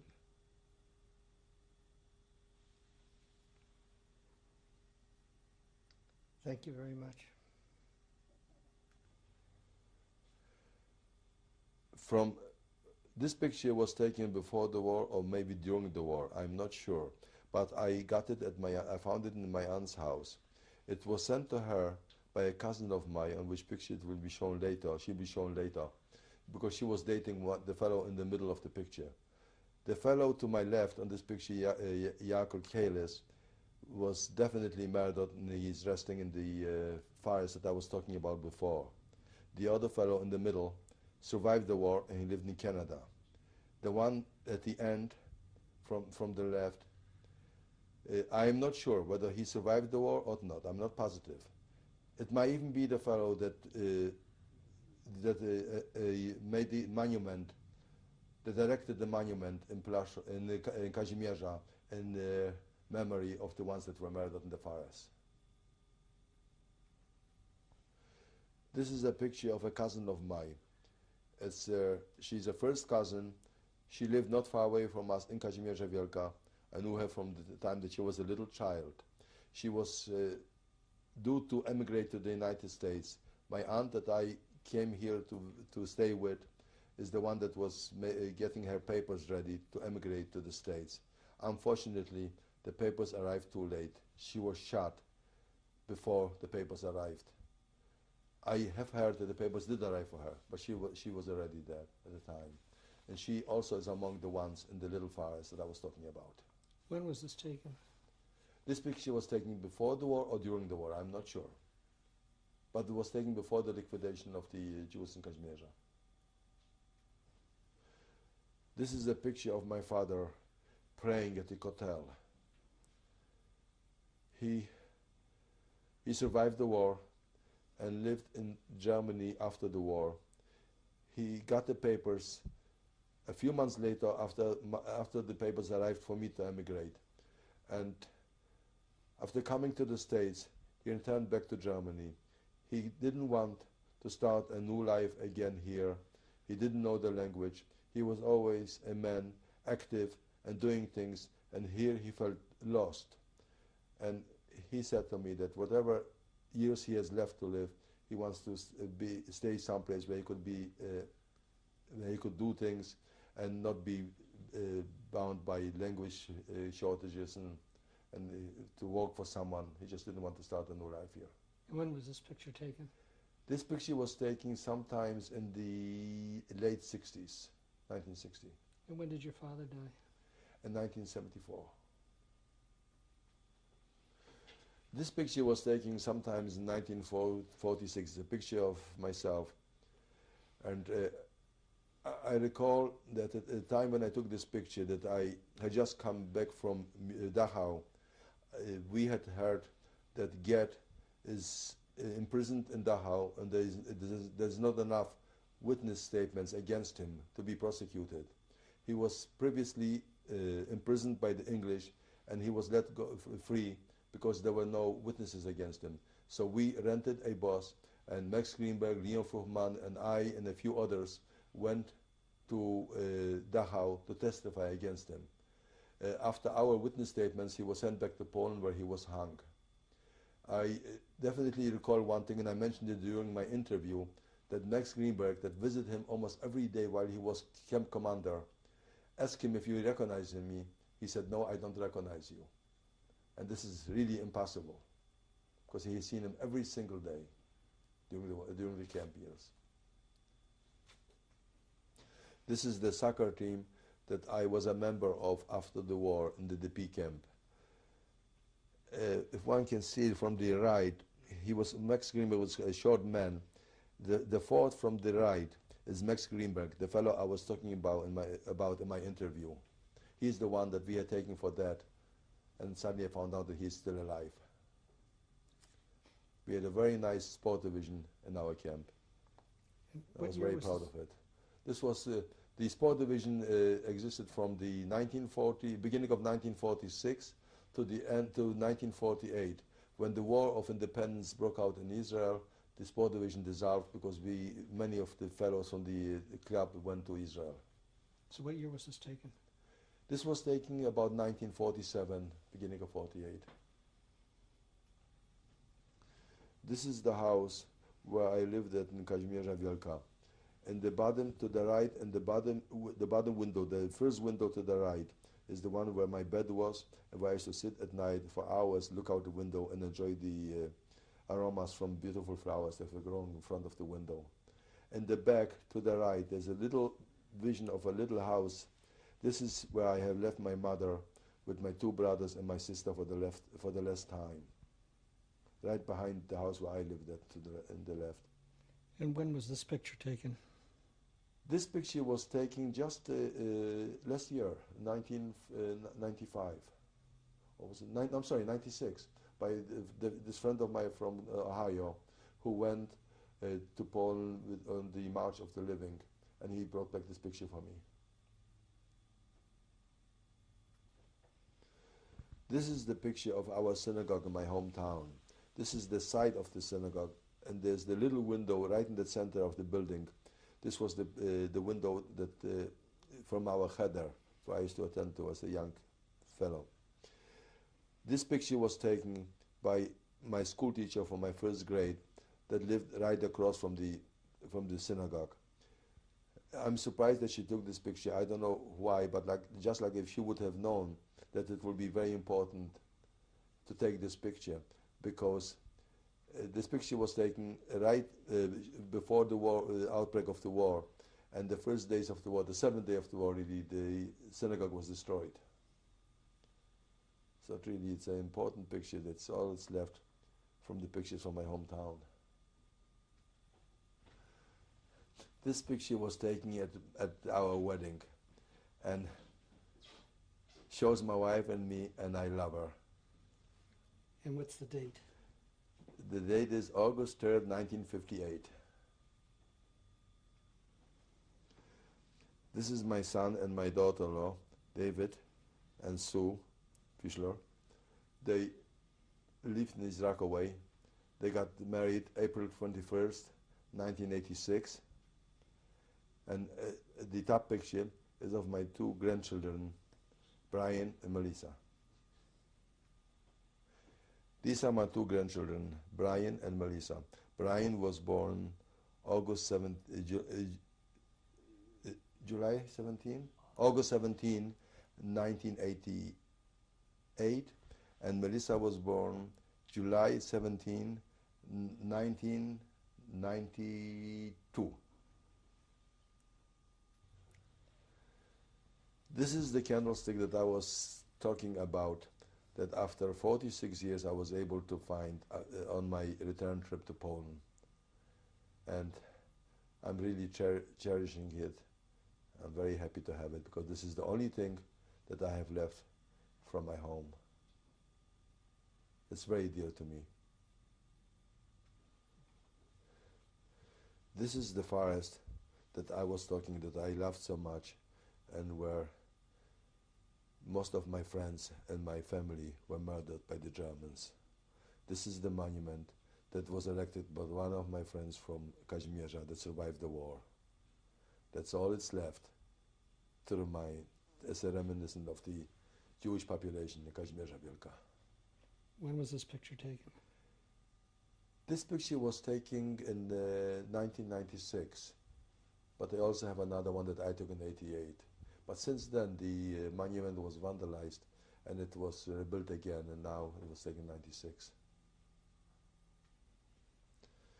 This is a picture of a scroll Torah cover that was embroidered by a friend of ours, her cousin, in Manchester, Connecticut.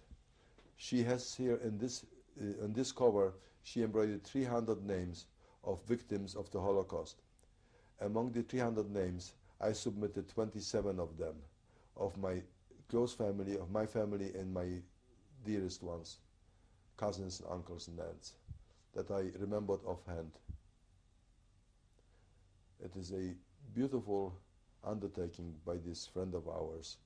And if you see, it doesn't do enough justice on this picture, but if you see it really in the reality, it's beautiful. She did a wonderful job. Where is the cover? The cover is in a temple in Manchester, Connecticut. Mr. Fishler, would you introduce your family? Yes. To my right is my wife, Rhoda. Right behind me is my daughter, Laura Sue. And to my right, behind us, is my son-in-law, Ronan Wilk. Is there anything you'd like to say, Mrs. Fishler? Living with a Holocaust survivor has made my life very interesting, and probably a much more fuller life than somebody who has not been married to a survivor. I too have been involved with the Shoah Foundation, so I think I have a better understanding of what survivors have experienced through their lifetime. And it's been special. Anybody else like to say anything? Laura, would you like to say anything? Yeah, I just think my father's a remarkable person.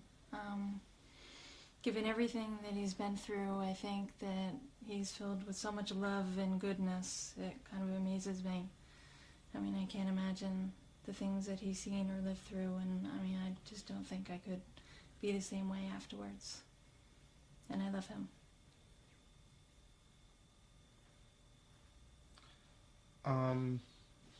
I just want to say, as somebody who came into that family, that I very appreciative of the love and caring and the genuine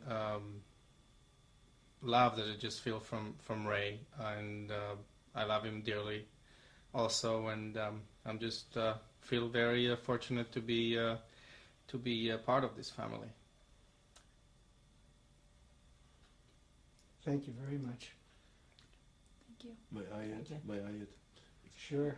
I like to state, I'm sorry that my son is not here, and I did make a mistake in the interview. The birthdays of my grandchildren are the 22nd instead of the 17th of each month, as I mentioned.